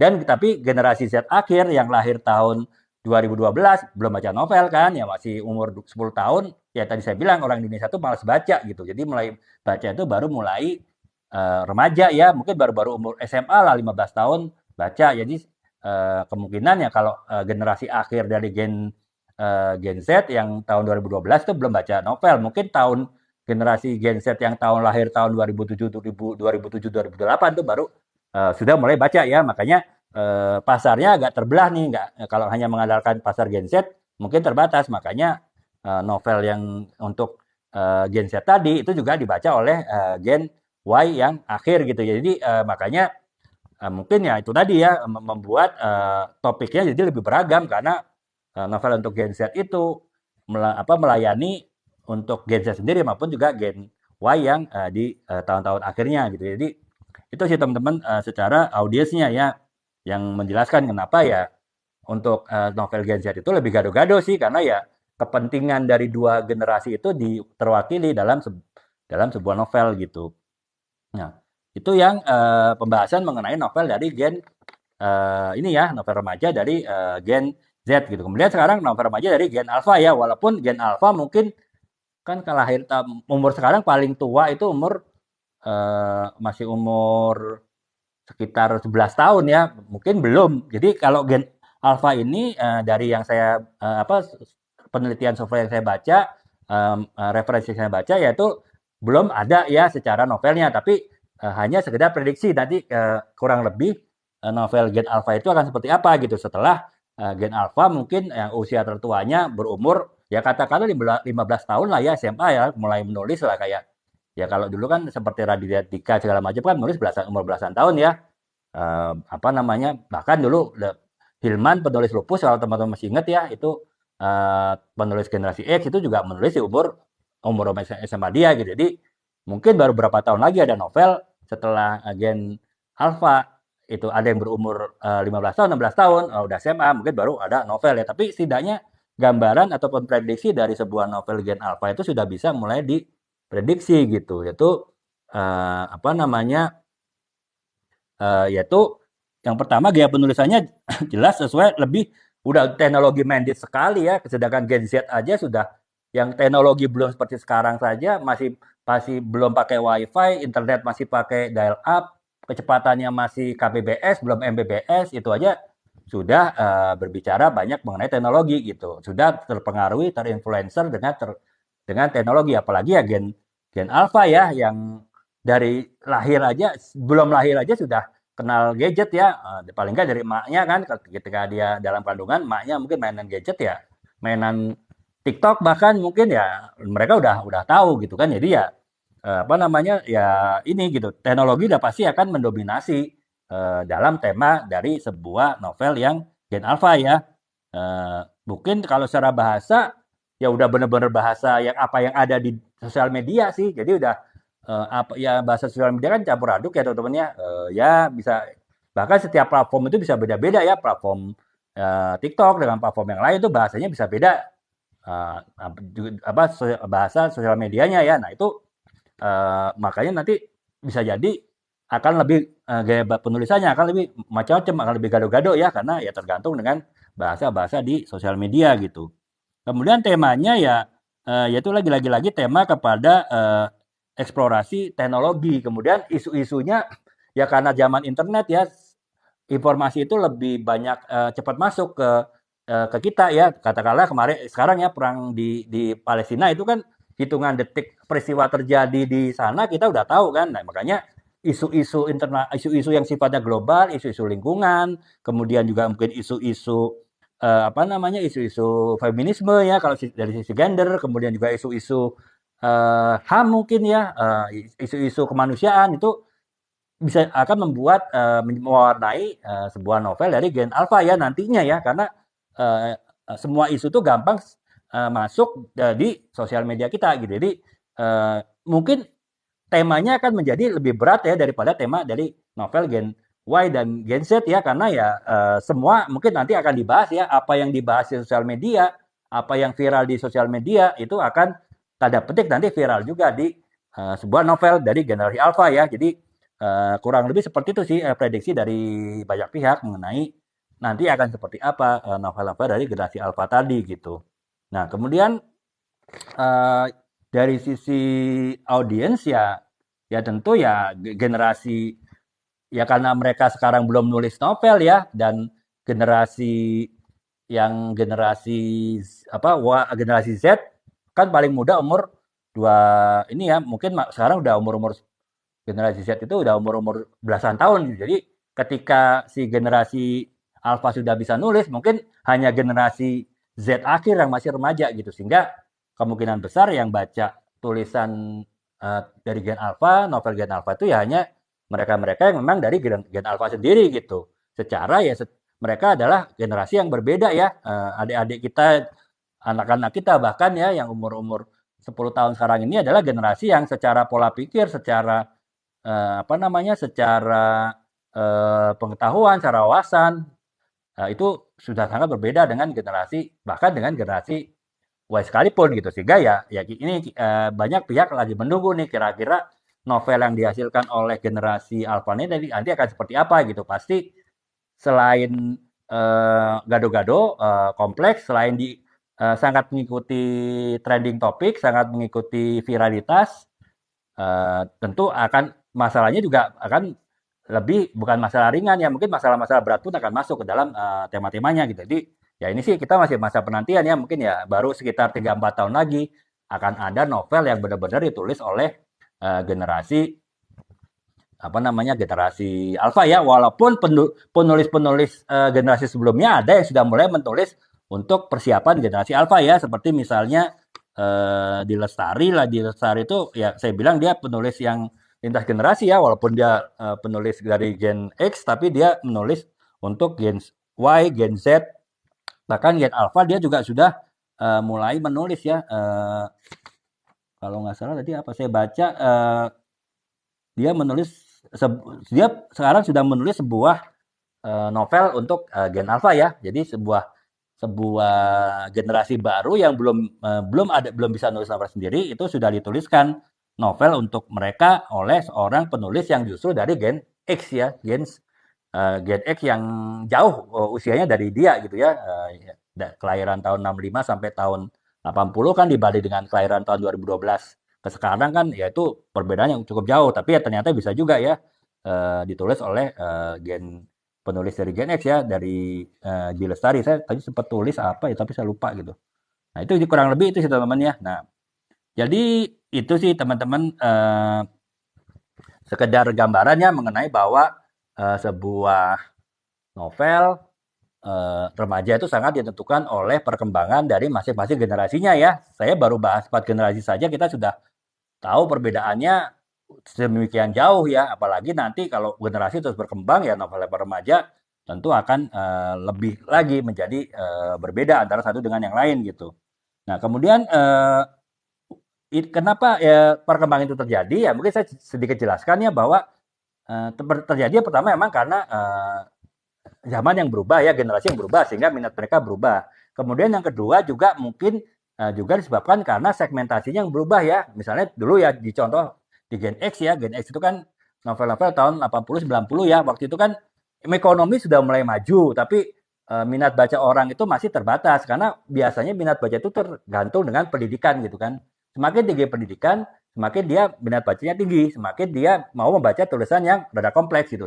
Semakin rendah tingkat pendidikan, mungkin dia malas membaca. Kalau membaca dia tema-tema yang sederhana gitu. Makanya novel-novel generasi X itu biasanya tema-tema yang sederhana ya karena waktu itu kita mungkin yang kuliah nggak seperti sekarang ya masih masih tidak sebanyak sekarang gitu, sehingga ya yang mau baca novel yang berat itu terbatas gitu ya. Kemudian juga secara ekonomi tidak sebagus sekarang gitu kan. Awal-awal Orde Baru kan kita memang sudah ekonominya udah mulai maju, tapi tetap ada tahapan-tahapannya gitu. Jadi nggak semua orang bisa beli buku lah gitu. Mending beli nasi daripada beli buku kan ya. Sehingga yang membaca itu umumnya ada kelompok menengah atas dan kelompok yang berpendidikan tinggi gitu ya. Sehingga ya mungkin lebih membaca itu sebagai untuk menambah wawasan, untuk menambah informasi, untuk fungsi edukasi. Sementara sekarang mungkin buku sudah mulai ya sudah murah lah ya untuk membuat sebuah buku itu murah sekali teman-teman. Artinya buku-buku sekarang saya pikir sudah sangat murah ya, buku-buku yang setebal 160 halaman, sekitar 200 halaman tuh di bawah 50.000 itu sudah murah. Kalau dilihat dari ongkos cetaknya aja sudah 20. Ini sekitar bocoran teman-teman ya, buku yang 230 halaman dia ongkos cetak udah sekitar 25.000 gitu. Sementara jualnya 50.000 atau bahkan lebih murah ya. Teman-teman bisa lihat kan berarti keuntungan yang untuk toko buku, keuntungan untuk royalti penulisnya, keuntungan untuk penerbit itu cuma tipis kan. Ya. Jadi buku sekarang itu murah sehingga dan tingkat ekonomi juga sudah makin tinggi gitu ya. Ya terima kasih Kak Nevi es tawarnya ya, es tawar virtual. Semoga saya tetap semangat ya, ini udah hampir selesai sih sebetulnya, tapi ya saya tuntasin aja ya jam mungkin setengah 12 sih karena memang materinya panjang dan cukup menarik juga gitu. Karena kita gibahin ini ya antar generasi ya. Ya saya walaupun Gen X tapi gibahin generasi-generasi lain juga ya, walaupun gibahnya gibah positif ya mengenai ya bagaimana kita bisa menghargai suatu tulisannya, kita bisa nilai literasi yang tinggi gitu. Nah, kemudian sampai mana ya tadi ya? Oh ini, jadi itu teman-teman ya karena tadi sekarang buku sudah makin murah, kemudian juga tingkat ekonomi makin meningkat ya sehingga sekarang buku bisa diakses siapa saja gitu ya. Artinya semua orang dengan tingkat pendidikan yang semakin tinggi bisa mengakses buku sehingga akhirnya ya karena pembacanya makin banyak, segmennya makin meluas ya otomatis tuntutan akan suatu konten suatu buku itu juga makin luas ya sehingga itu tadi terjadi pergeseran topik, terjadi pergeseran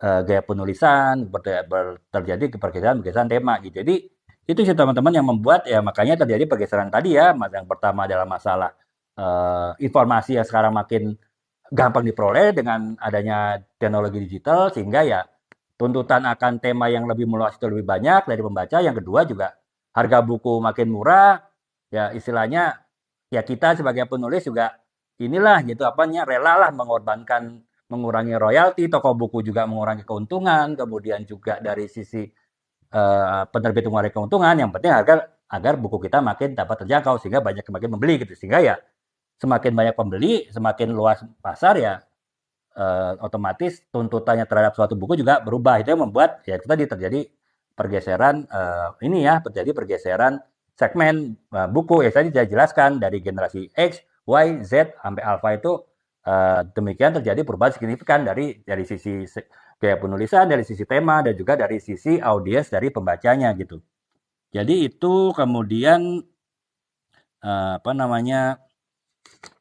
juga globalisasi juga pengaruh itu temannya. Globalisasi artinya sekarang kan kita yaitu dibantu oleh teknologi internet, kemudian kita juga komunikasi dengan masyarakat dari etnis yang berbeda, dari suku yang berbeda, bahkan dari negara yang berbeda tuh semakin intens ya, terutama di kota-kota besar sih Gus. Sehingga ya pikiran kita jadi lebih terbuka dan sehingga ya kita lebih bisa menerima isu-isu besar yang ada di luar sana masuk ke dalam novel yang ditulis di kita gitu ya. Makanya ya saya bilang Kak Noru cara biar dapat inspirasi ini sih Kak. Jadi saya selalu bilang kalau Kakak baru mulai mau nulis, Kakak baru mulai menulis cerpen lah ya, Kakak itu menulis dari yang paling dekat sih Kak. Jadi kalau yang paling dekat adalah cerita hidup Kakak sendiri gitu. Artinya Kakak mungkin bisa ngambil misalnya Kakak ada sesuatu yang unik gitu. Mungkin Kakak juga punya buku harian kan. Nah, buku harian itu bisa jadi Kakak sumber untuk menulis gitu. Dari situ Kakak ambil ide-idenya gitu. Walaupun nanti Kakak tambah-tambahkan sendiri dengan imajinasi dengan daya hayal Kakak ya Kak. Jadi ini contoh Kak, saya ada buku yang saya tulis dari pengalaman hidup saya sih, walaupun ini ya sebagian besar juga hasil ini ya, hasil pengembangan imajinasi ya. Ini Menggapai Takdir Cinta ini isinya ini Kak, jadi kisah cinta seseorang yang namanya Adi lah ya, disamarkan namanya Adi itu dari mulai SD lah cinta monyet, kemudian sampai dia eh, SMP, SMA, kemudian dia kuliah kerja, nah akhirnya kerja dia baru dapat ini ya, baru dapat cinta sejatinya ya, dapat takdir cintanya, kemudian menikah kan. Nah itu sebetulnya ceritanya sederhana itu Kak. Jadi idenya kisah cinta dari cinta monyet sampai dengan cinta-cinta gorila segala macam itu ya ide dari pengalaman hidup juga gitu ya. Ya pengalaman hidup saya, walaupun mungkin pengalaman hidup saya 20%, tapi 80% itu pengembangan. Ya tapi kan setidaknya yang 20% itu inti cerita ya. Ketika saya udah punya inti cerita, udah punya inti topik, tinggal ngembangin lagi yang 80% gitu lebih lebih mudah. Yang penting 20% inti utamanya sudah ada Kak Nutri. Jadi gitu ya Kak ya. Ceritanya dari Kakak dekat dengan kehidupan Kakak aja gitu Kak. Jadi Kakak lebih mudah menggali idenya, menggali inspirasinya gitu Kak. Jadi itu cara gampang sih Kak ya. Nanti gimana-gimananya Kakak bisa inilah kayak bisa tanya-tanya lagi ke saya karena saya juga menulis ini kecelakaan sih Kak ya. Jadi saya mulai menulis tanda petik ketika waktu itu Covid ya Kak, tahun 2020 kan Covid, kita harus dirumahkan apa namanya WFH, kemudian banyak waktu tanda petik luang gitu kan ya. Misalnya saya pulang pergi kantor dulu 5 jam pulang pergi kan. Kemudian akhirnya 5 jam itu diapain? Nah itu akhirnya ada waktu ya. Akhirnya terpikir coba-coba nulis lah gitu kan. Nah itu apa namanya ide saya menulis dan itu kan kecelakaan ya, artinya saya tidak pernah terpikir tadi untuk bisa menulis gitu. Bagaimana saya cara menulis paling gampang itu tadi menulis dari yang paling dekat ya kayak dari ya itu tadi saya cerita kisah hidup saya sendiri sebagai topik utama, kemudian saya kembangin sendiri gitu. Dan yang penting nggak usah takut kakak pokoknya mau tulis aja gitu. Bagaimana cara menulis kakak bisa lihat di ini kayak di apa namanya di profil saya, di situ saya ada membuat TikTok series gratis ya kak ya. Jadi nggak berbayar. Itu TikTok series saya di playlist atau daftar putar sharing menulis itu ada 21 video menjelaskan tahapan-tahapan untuk menulis gitu. Jadi dari mulai tahap awal sampai tahap akhir. Nah, kakak lihat aja video itu semua. Nanti kakak sambil kakak apa namanya mengembangkan ide-ide cerita dari kehidupan kakak sendiri gitu. Nanti kakak kalau kakak ketika menulis mulai bingung, kakak bisa tanyakan ke saya ya bisa lewat live ataupun juga di kolom komentar di videonya juga boleh. Nanti saya jawab melalui live juga melalui video juga ya gitu. Nanti saya tag ke akun kakak gitu. Jadi gitu ya kak ya, nulis gampang kok kak. Jadi nggak usah takut. Yang penting ya semangat, kakak bilang semangat ya kakak juga saya bilang ke kakak semangat kak ya, semangat tulis. Yang penting dicoba dimulai, insya Allah nanti lancar kak. Itu kak. Kemudian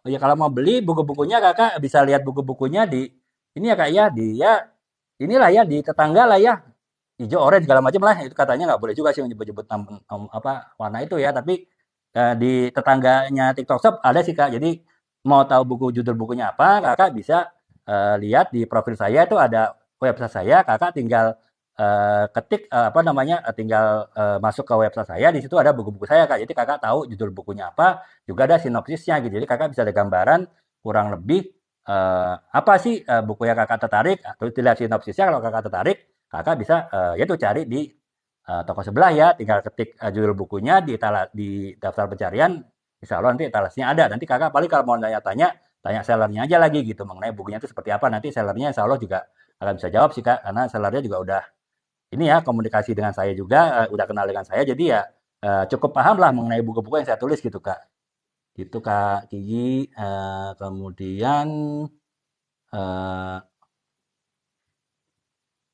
oh Kak Livi, kakak udah ada tulisan Kak ya. Jadi kakak itu kalau tulisannya bentuknya apa Kak? Novel atau bentuknya cerpen ya?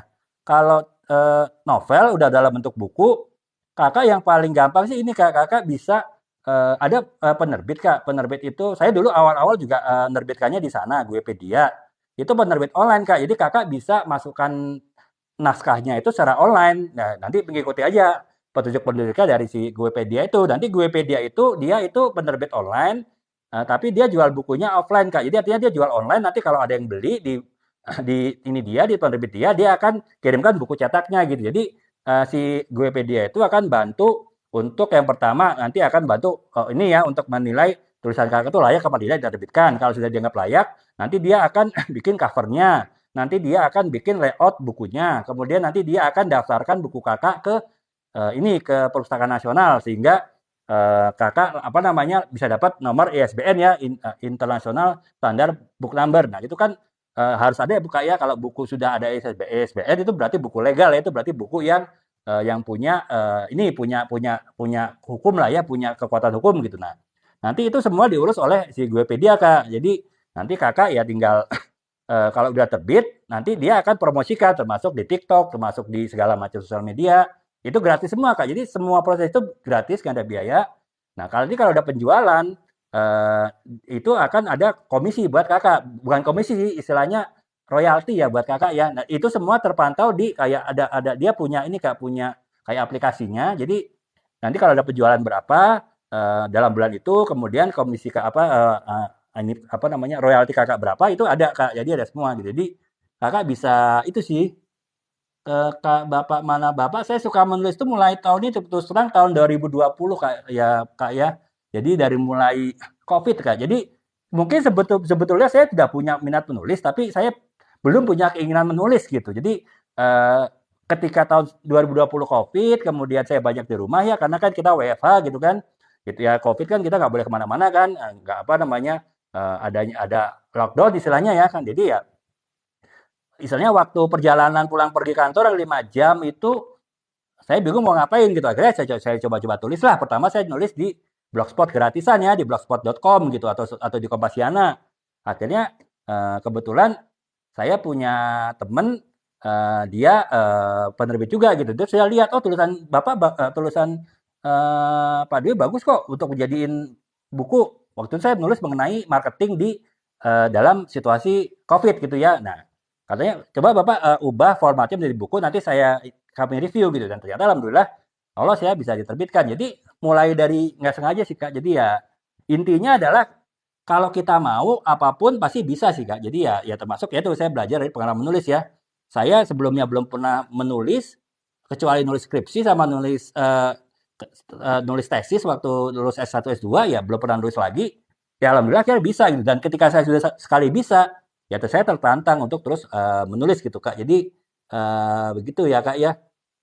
Ya kalau oh ya kalau Kak Liwi ini kakak coba mungkin buka kayak kakak buka di websitenya deh kakak mungkin cari di Google Wikipedia nanti situ kakak masuk ke websitenya kakak baca aja syaratan-syaratannya Kak. Jadi itu sih gratis sih Kak ya memang ini ya Kak ya artinya yang menjual dia ya jadi dia tidak jual di toko lain jadi dia jual hanya di toko-toko online punya si Wikipedia sendiri gitu. Tapi ya nggak apa-apa sih kalau memang buku kakak bagus dan memang rezeki kakak sih pasti ada yang beli sih kak. Jadi nanti kakak bisa dapat royalti rutin dari sana. Dan si Guepedia itu juga ada kayak sistem affiliate. Jadi ya yang jualin bukunya itu bukan hanya si Guepedianya aja, tapi juga affiliate-affiliate-nya gitu. Dia ya mestinya sih pemasarannya cukup masif ya gitu. Jadi kakak coba aja sih kak, kalau kakak mau cara mudah ya. Kecuali kakak mau ini ya, kakak misalnya mau, oh saya mau di Gramedia, mau terbit di Gramedia atau mau terbit di mana gitu ya, di Mizan atau di apa ya, mungkin kakak bisa kirim ke sana. Tapi saya jamin lama sih kak. Nah, artinya ya, saya teman di penerbit Mizan ya, dia kirim ya novel kecil lah ya, itu bisa sampai hampir setahun gitu baru ada jawaban. Nah, ya alhamdulillah lolos ya, artinya bisa diterbitkan gitu. Tapi ya sekitar setengah tahun lebih sih kak. Jadi ya kalau mau cepat di Wikipedia, setidaknya kakak lebih pede nih. Ada buku kakak yang terbit ya. Tapi kalau kakak mau mungkin lebih gengsinya tinggi, setelah kakak nulis di Wikipedia, kakak nulis lagi, kakak bisa coba tuh masuk mungkin di Mizan atau di Gramedia atau di mana gitu kak. Jadi ini ya. Oh terima kasih kak Om Teguh ya. Sama-sama sukses kak. Ya Om ya. Ini kebetulan lagi bisa ngeliat-ngeliat live ya kak Om ya. Kalau penerbit besar berbayar tergantung sih Kak. Teman saya yang di grup Mizan itu juga nggak bayar sih. Tapi ya memang ya itu tadi setengah setengah tahun lebih ya baru ada jawaban. Jadi selama dia masukkan naskah kan pasti ada jawaban nggak ya. Tapi selama belum ada jawaban ya otomatis ya si apa kita pasti akan dikembalikan nggak. Jadi penerbit itu punya punya etika ketika dia tidak menolak suatu tulisan itu akan dikembalikan ke kita gitu. Tapi kalau belum dikembalikan berarti masih diproses. Nah, teman saya itu ya karena hampir setahun, setengah tahun lebih belum kembali dia ya masih yakin pasti masih diproses. Nah, akhirnya memang terbit ya. Hampir setahun dia terbit, tapi ya nunggunya lama setahun dan nggak ada biaya juga sih Kak. Ya hanya itu tadi ya, sabar karena kita nggak tahu Kak, setiap setiap penerbit itu punya kriteria sendiri-sendiri. Buku kita bagus, tapi mungkin genrenya ataupun kriteria novelnya misalnya kurang sesuai dengan si penerbit itu bisa jadi akan lama prosesnya gitu. Makanya kakak mungkin ketika akan ngirim ke penerbit yang besar-besar itu, misalnya kakak mau ke situ, ya kakak lihat-lihat dulu tuh kira-kira penerbit itu buku-bukunya seperti apa sih? Apakah genrenya, apakah gaya penulisannya itu sama dengan gaya penulisan novelnya kakak gitu. Kalau misalnya itu kakak cari yang paling tepat dengan novel kakak sehingga kemungkinan untuk dijawabnya cepat itu lebih lebih cepat, tapi tetap bulan-bulanan sih Kak. Kalau penerbit besar jarang ya kecuali kalau penulisnya sudah pernah nulis di buku itu, apa di penerbit itu pernah diterbitkan atau ya penulis besar ya. Mungkin kalau Terelie misalnya atau di Lestari mau pindah penerbit nggak pakai mikir ya si penerbit itu pasti langsung terbitkan penerbit yang lainnya gitu kan. Ya, tapi kalau kita yang masih baru menulis ya pasti lama prosesnya sih Kak. Tapi ya tergantung Kakak kalau Kakak menurut saya sih kalau Kakak mau baru belajar menulis biar Kakak semangat ada buku kakak yang diterbitkan biar kakak lebih termotivasi lagi nulis buku berikutnya kakak masukin dulu aja ke Wikipedia itu prosesnya cepat sih mungkin seminggu udah kalau memang dianggap layak bisa langsung diterbitkan gitu ya setidaknya 2 minggu karena kan untuk mendaftar di perusahaan nasional itu butuh waktu seminggu gitu nah ketika kakak sudah ada satu buku di Tokopedia kakak tulis lagi nanti baru dikirim ke penerbit besar gitu. Jadi sambil menunggu dari penerbit besar, kakak juga terbitin di Wikipedia. Saran saya itu ya kak ya, kurang lebih seperti itu gitu. Iya kak, sekarang udah nggak ada keranjang kuning kak. Jadi ya kalau mau beli ya bisa di ini sih kak, tetangga sih kak di toko online tetangga sih di marketplace tetangga ya. Kalau paling kakak tahu judul bukunya dari website saya, kakak bisa lihat di website saya ini di profil kakak tinggal lihat buka profil kakak bisa lihat website saya nanti kakak masuk ke website saya kan itu ada buku-buku saya dan juga ada apa namanya sinopsisnya gitu kalau kakak ada buku tertarik kakak tinggal cari di toko sebelah kakak ketik aja di kolom pencarian apa judul bukunya jadi nanti akan keluar etalasenya nanti kakak tinggal tanya-tanya aja ke sellernya gitu karena sebagian seller yang di sana sih kenal saya sih kak jadi artinya dia juga bisa jawab pertanyaan kakak gitu walaupun ada yang nggak bisa dia jawab pasti akan tanya ke saya sih kak kurang lebih begitu gitu. Kak Mandalika tulisan saya pertama itu tentang COVID, Pak. Jadi waktu itu saya kan apa namanya? Saya kan di marketing nggak ya? Saya alhamdulillah sekarang udah 20 tahun di marketing ya di posisi senior manajemen gitu. Nah, waktu itu kan ketika COVID tahun 2020 kan kita benar-benar ancur-ancuran ya, Kak ya. Apalagi kita marketing itu marketing kan sangat banyak komunikasi dengan ini ya dengan apa namanya dengan eh, konsumen ya dengan kita bikin iklan, kita bikin event, kita bikin kegiatan di luar itu semua kan habis ya nggak bisa kita lakukan. Jadi saya sebagai marketer sepatu galau kak. Jadi ya akhirnya saya berusaha berpikir nih kalau kira-kira nanti COVID berapa bulan lagi selesai pasti situasi akan berubah marketing tidak akan seperti dulu lagi. Nah saya mulai menulis di blog tuh jadi saya ya kemudian saya masukin di blog blogspot.com kemudian sampai akhirnya ada sekitar 20-an tulisan gitu nah di 20 tulisan itu akhirnya saya iseng-iseng saya kirim ke penerbit ya ya kebetulan saya kenal dengan dia sih dulu udah puluhan tahun nggak ketemu dia teman kuliah gitu kan kirimlah ini tulisannya saya tanya banyak bacakan. Hah? Kalau enggak chat aja ntar kasih tahu menurut dia nanya menurut kamu ini enggak pak menurut bapak maksud saya Pak Iwan kan menurut Pak Iwan ini tulisannya bagus nggak dia bukan bilang bagus malah bilang ini bisa jadi buku ya kamu tinggal ini aja Pak Dwi tinggal disesuaikan sedikit itu bisa jadi buku itu nanti dia dicek sama tim editor saya kayak sih layak terbit gitu itu kak dia bilang banyak bacakan kalau enggak chat aja nanti dikasih tahu linknya ya pertama kali itu sih kak jadi ya pertama kali ya itu buku pertama saya kebetulan saya nggak ada ini sih kak nggak apa namanya cetakannya lagi nggak ada jadi kakak mungkin bisa lihat di website saya itu pertama kali jadi ya benar-benar kecelakaan sih kak jadi ya ya istilahnya kecelakaan dalam arti ya saya tidak berniat untuk menulis buku saya hanya ya karena banyak waktu di rumah karena COVID waktu itu ya saya coba-coba nulis-nulis di web di ini blogspot ya blogspot.com blog gratisan akhirnya kok malah jadi buku itu alhamdulillah kayaknya ketika saya bisa nulis satu buku ya saya tertantang akhirnya tulis buku-buku yang lain lagi gitu sih. Jadi kurang lebih itu ya Kak ya, Kak Mandalika ya, kurang lebih seperti itu gitu. Kalau yang ini sih Kak, kalau di ya sih kalau di banyak bajakan ya kayak, tapi kalau buku saya Kakak mungkin ini sih Kak, apa namanya, Kakak bisa tanya-tanya aja ke ini apa namanya, ke sellernya. Jadi ada seller yang jadi saya nggak sebut biasa sebut nama toko ya, ada seller yang dia sebetulnya intinya jualan fashion gitu Kak. Jadi itu fashion muslim ya. Nah itu jual buku saya, itu hanya jual buku saya, itu sebetulnya sih toko istri saya sih Kak. Jadi kalau Kakak beli di toko itu sih udah pasti asli kayak buku asli, karena ya saya stok buku asli juga gitu. Jadi apa namanya, Kalau nggak bisa minta. kalau kakak mau ini, apalagi kalau misalnya kakak mau saya tanda tangan bukunya, itu bisa langsung karena dikirimnya dari toko istri saya kan Kak. Jadi itu namanya Salia Shop sih Kak, Salia Shop, Kakak bisa lihat aja seperti itu. Namanya hampir sama dengan yang di TikTok Shop sih, Salia Shop, tapi ya karena TikTok Shop tutup ya mungkin kakak bisa lihat di marketplace lainnya. Nah itu jual bukunya hanya buku saya, dan selain itu jual fashion muslim ya. Kalau emang kakak pas ketemu etalase yang itu ya kakak langsung ini aja beli di sana, karena di apa namanya di deskripsinya ditulis apabila ingin ditandatangani oleh penulisnya silakan berikan informasi di kolom ini ya, di kolom komen di kolom apa namanya itu, kolom isian ataupun di chatting. Jadi ya pasti kalau buku itu si penulis itu toko itu seller itu bisa menjanjikan akan ada tanda tangan saya, berarti barangnya asli Kak, bukan barang bajakan sih Kak ya. Jadi itu sih Kak ya, mudah-mudahan TikTok Shop sih ini ya Kak MS bisa ya, TikTok Shop itu bisa cepat buka lagi.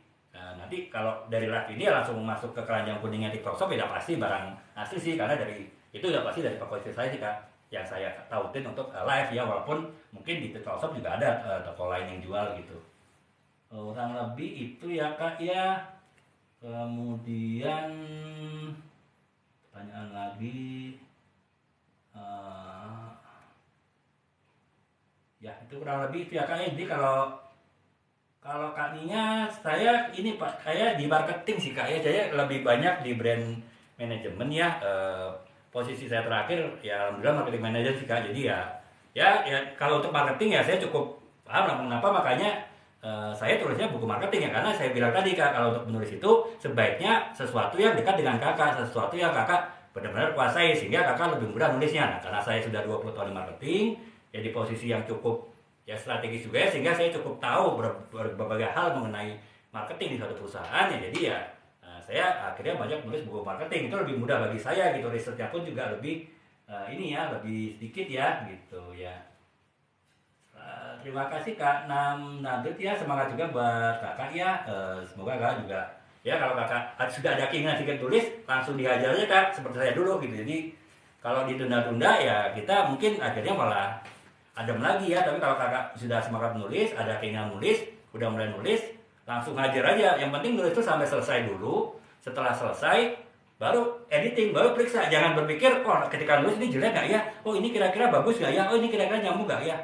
Jangan Kak, tips dari saya pokoknya tulis aja, selama kakak ada ide tulis aja sampai selesai gitu. Setelah selesai baru periksa, dicek. Nah itu baru ketahuan kan kalau misalnya kurang bagus tinggal dibagusin, kalau kurang logis tinggal dilogisin. Jadi gitu aja Kak, yang penting nulis ya hajar aja gitu. Jangan kalau di sepak bola Surabaya tuh bonek aja gitu, bodoh nekat aja gitu, nekat aja. Yang penting toh kalau kita salah tulis juga nggak ada yang marahin kan, kita salah tulis juga nggak ada yang nyela kan, nggak ada yang bully kan, masih belum diterbitin kok. Ya nanti setelah selesai baru kita revisi sehingga akhirnya layak terbit gitu Kak, kurang lebih gitu ya Kak ya. Kemudian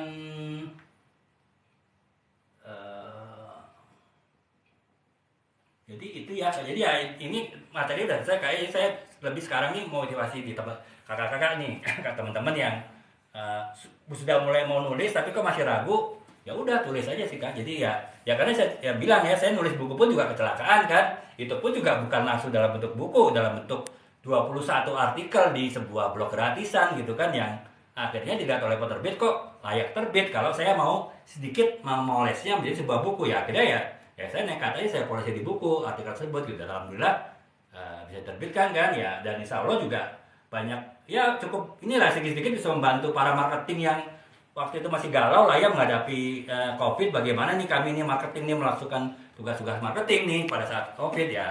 Sedikit banyak apa saya tulis ya mudah-mudahan bisa membantu mereka sehingga ya mereka di perusahaan masing-masing bisa inilah mencari jalan keluar dari permasalahan marketing di situasi COVID dengan ya inspirasinya antara lain datang dari buku saya gitu kurang lebih gitu sih Kak ya. Tasya tuh makasih banyak banget flowernya. Tasya ngasih flower. Jadi itu Kak kurang lebih seperti itu ya Kak ya. Jadi ya oke, ini ya jadi ini Kak ya. Jadi intinya itu Kak kalau menulis itu saya ulangin lagi tipsnya hanya ada dua sih. Yang pertama tulisnya dari yang dekat. Yang dekat itu bisa kehidupan pribadi Kakak, teman-teman, bisa juga dari hal yang Kakak kerjakan selama ini. Kalau Kakak misalnya banyak di marketing, Kakak tulis marketing. Kakak banyak kerja di bidang apa misalnya, Kakak kerja di biro travel misalnya, ya Kakak bisa menulis mengenai traveling seperti apa gitu. Atau Kakak misalnya banyak kerja di finance, ya Kakak bisa nulis suka mengenai finance. Ya Kakak jangan nulis. Nah, saya selalu bilang kalau ketika menulis suatu buku kita jangan ngajarin ikan berenang ya. Makanya saya tidak pernah membuat suatu buku marketing itu yang mengajari bagaimana orang-orang yang sudah ahli marketing itu untuk melakukan marketing. Ya percuma gitu. Nah, saya tulis buku buat manajer atau buat apa ataupun direktur marketing buat apa, mereka atau baca buku saya sudah tahu apa yang dilakukan gitu. Dan saya target pasar saya adalah orang-orang yang baru mulai kerja di marketing 1-2 tahun di marketing, masih bingung bagaimana cara mengimplementasi ilmu yang mereka peroleh di kuliah di kampus dengan di kantor. Nah, itu kan saya pasarnya ke situ, ataupun juga mungkin mahasiswa marketing yang ketika sebelum kerja sudah tahu nih lingkungan dunia kerja seperti apa. Nah, pasar saya dan pasar seperti itu. Jadi tidak ada tuntutan saya harus membuat buku yang canggih, buku yang complicated, yang mungkin malah nyusahin diri saya sendiri gitu. Yang penting apa yang saya tulis, apa yang saya tahu saya tulis, dan itu berguna bagi pasar sasaran saya, di pasar mereka yang baru belajar marketing gitu. Jadi itu kurang lebih ya Kak Red Pink Rose, cara konsisten menulis satu tema. Ya itu tadi Kak, pokoknya Kakak tulis tema yang Kakak benar-benar kuasain sih. Ya kalau saya marketing ya, kenapa saya buku non-fiksi saya ada sekitar 8-9 itu semuanya nulis marketing. Ya karena saya konsisten dengan apa yang saya tahu, dengan apa yang saya kuasain gitu. Nah, Kakak jangan, kalau Kakak sudah, kecuali Kakak sudah benar-benar bisa menulis mengenai bidang yang Kakak kuasain, Kakak boleh belajar untuk menulis yang lain gitu. Karena kan akan lebih sulit ya menulis yang di luar yang bidang kita kuasain. Kita harus benar-benar nih mempelajari riset-riset ya, itu kan akan lebih rumit. Nah, Kakak konsisten aja dengan tulis yang Kakak tulis ya, kalau itu buku non fiksi misalnya. Kalau misalnya buku buku fiksi, novel ya Kakak cerita dulu dari mengenai eksplor aja kehidupan Kakak sehari-hari seperti apa gitu. Kemudian Kakak buat satu tulisan tentu dengan ditambah-tambahkan ya bumbu-bumbu dramatik segala macam. Nah, kalau sudah habis tuh cerita mengenai Kakak bisa tuh cerita kehidupan misalnya saudara-saudara Kakak gitu ataupun teman-teman sahabat-sahabat Kakak. Itu jadi menyebarnya pelan-pelan kan. Nah, makin lama kan semakin jauh luas kita menulis akan semakin variatif kan, tapi setidaknya di tahap-tahap awal kita konsisten dengan tulisan kita. Kalau kita misalnya itu tadi menulis non fiksi sesuai bidang kita konsisten gitu. Kemudian kalau kita menulis sesuai dengan ini kita, sesuai dengan cerita hidup kita kan konsisten terus mengupas habis semua cerita hidup kita sampai benar-benar udah habis. Nah, baru kita lari ke orang-orang dekat kita. Orang-orang dekat kita kemungkinan besar temanya tidak akan terlalu banyak yang jauh-jauh ya. Artinya kalau kita misalnya berterima cinta ya umumnya teman-teman kita ya cerita-ceritanya mungkin tidak bersama gitu. Beda kalau kita misalnya tadinya cerita tema cinta kemudian kita ngambil tema cerita petualangan, padahal tidak ada dari kita yang pernah melakukan petualangan ke sebuah pulau terpencil misalnya, tapi kita mau nekat tulis pulau terpencil, itu kan jauh kan ya, makanya nggak konsisten dengan dekat dengan kita. Jadi itu sih kayak intinya usahakan nulis yang terdekat dulu gitu. Kita eksplorasi sampai habis apa yang terdekat dulu, baru kita melebar ke topik lainnya. Itu otomatis insya Allah sih kita bisa lebih konsisten dalam menulis ya Kak ya, Kak Red Pink Rose ya. Jadi itu kurang lebih itu. Jadi itu sih saya ulangi lagi 2 tips utama ya yang saya pegang ketika menulis. Yang pertama saya menulis dari yang paling dekat, apa yang saya dekat ketahui, yang benar-benar saya ketahui. Yang kedua tuh saya menulis ya pakai bonek gitu. Jadi dia tulis aja. Kita nggak usah mikir di tengah tulisan apakah akan jelek, apakah akan apa ini ceritanya logis, apakah ceritanya itu bisa terima pasar, apakah pasar akan beli, nggak usah mikir gitu. Nanti kita tulis aja dulu, udah selesai. Ya kan ada proses revisi. Revisi pun ada tiga tahap kan. Ada yang namanya revisi, ada yang namanya editing, ada yang namanya proofreading gitu. Nah, dengan 3 kali kita pemeriksaan, kita 3 kali checking, 3 kali kita quality control, ya masa sih kita nggak bisa buat tulisan yang setidaknya layak untuk dibaca gitu kan? Ya makanya ya udah, kita nggak perlu takut salah, nggak perlu takut apa, kita tulis sampai selesai baru kita revisi gitu. Itu sih Kak kurang lebih ya, seperti itu. Eh, Kemudian oke ya sama-sama Kak Red Pink Cross ya. Ya coba diterapin ya Kak, kalau ada yang ditanyakan Kakak bisa tanya lagi. Dan sekedar saran Kak, kalau Kakak mau lebih paham mengenai teknik-teknik dasar menulis, Kakak bisa masuk ke profil saya. Di situ nanti Kakak lihat ada daftar putar ataupun playlist sharing menulis. Kakak klik di situ. Di situ ada 21 video mengenai 5 tahapan menulis. Itu sebetulnya TikTok series Kak, tapi gratis. Saya kasih gratis.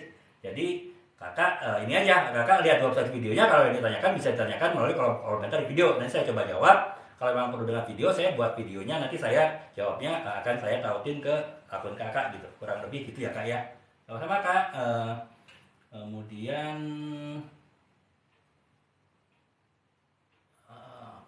oke, jadi ya itu sih ya, 2 itu sih teman-temannya yang harus teman-teman pegang ya ketika akan menulis ya.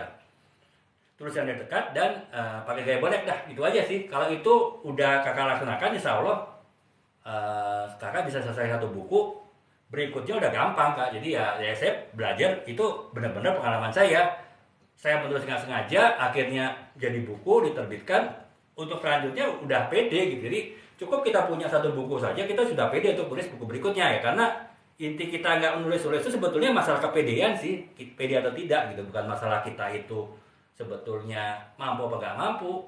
Kalau kita sudah ada niat menulis, kita sudah bisa menulis, insya Allah kita sebetulnya punya kemampuan gitu. Karena untuk tergerak menulis aja itu sebetulnya menunjukkan bahwa kita mampu gitu. Hanya ya kalau kita tidak menyelesaikannya ya tidak akan pernah selesai gitu. Dan kalau kita tidak pernah selesai 1 buku atau 1 tulisan lah katakanlah, kita tidak akan punya motivasi untuk membuat buku atau tulisan yang lain lagi gitu. Kurang lebih seperti itu. Kak Red Cost, saya menulis terus terang Kak ya. Seperti saya dijelaskan, saya tuh sebenarnya ya waktu luang saya buat untuk coba-coba tulis tulisan pendek, artikel-artikel pendek mengenai dunia marketing di situasi COVID gitu ya. Saya masukkan ke blog gratisan, blogspot.com gitu. Nah, ada 21 artikel, dari 21 artikel itu akhirnya saya iseng-iseng kirim ke teman yang punya penerbitan. Menurut saya cuma mau nanya, kira-kira ini tulisan bagus kan ini? Saya nggak ngomong saya mau terbitkan buku ini, enggak gitu. Saya cuma bilang tolong dong dicek ini kira-kira tulisan yang bagus apa enggak gitu.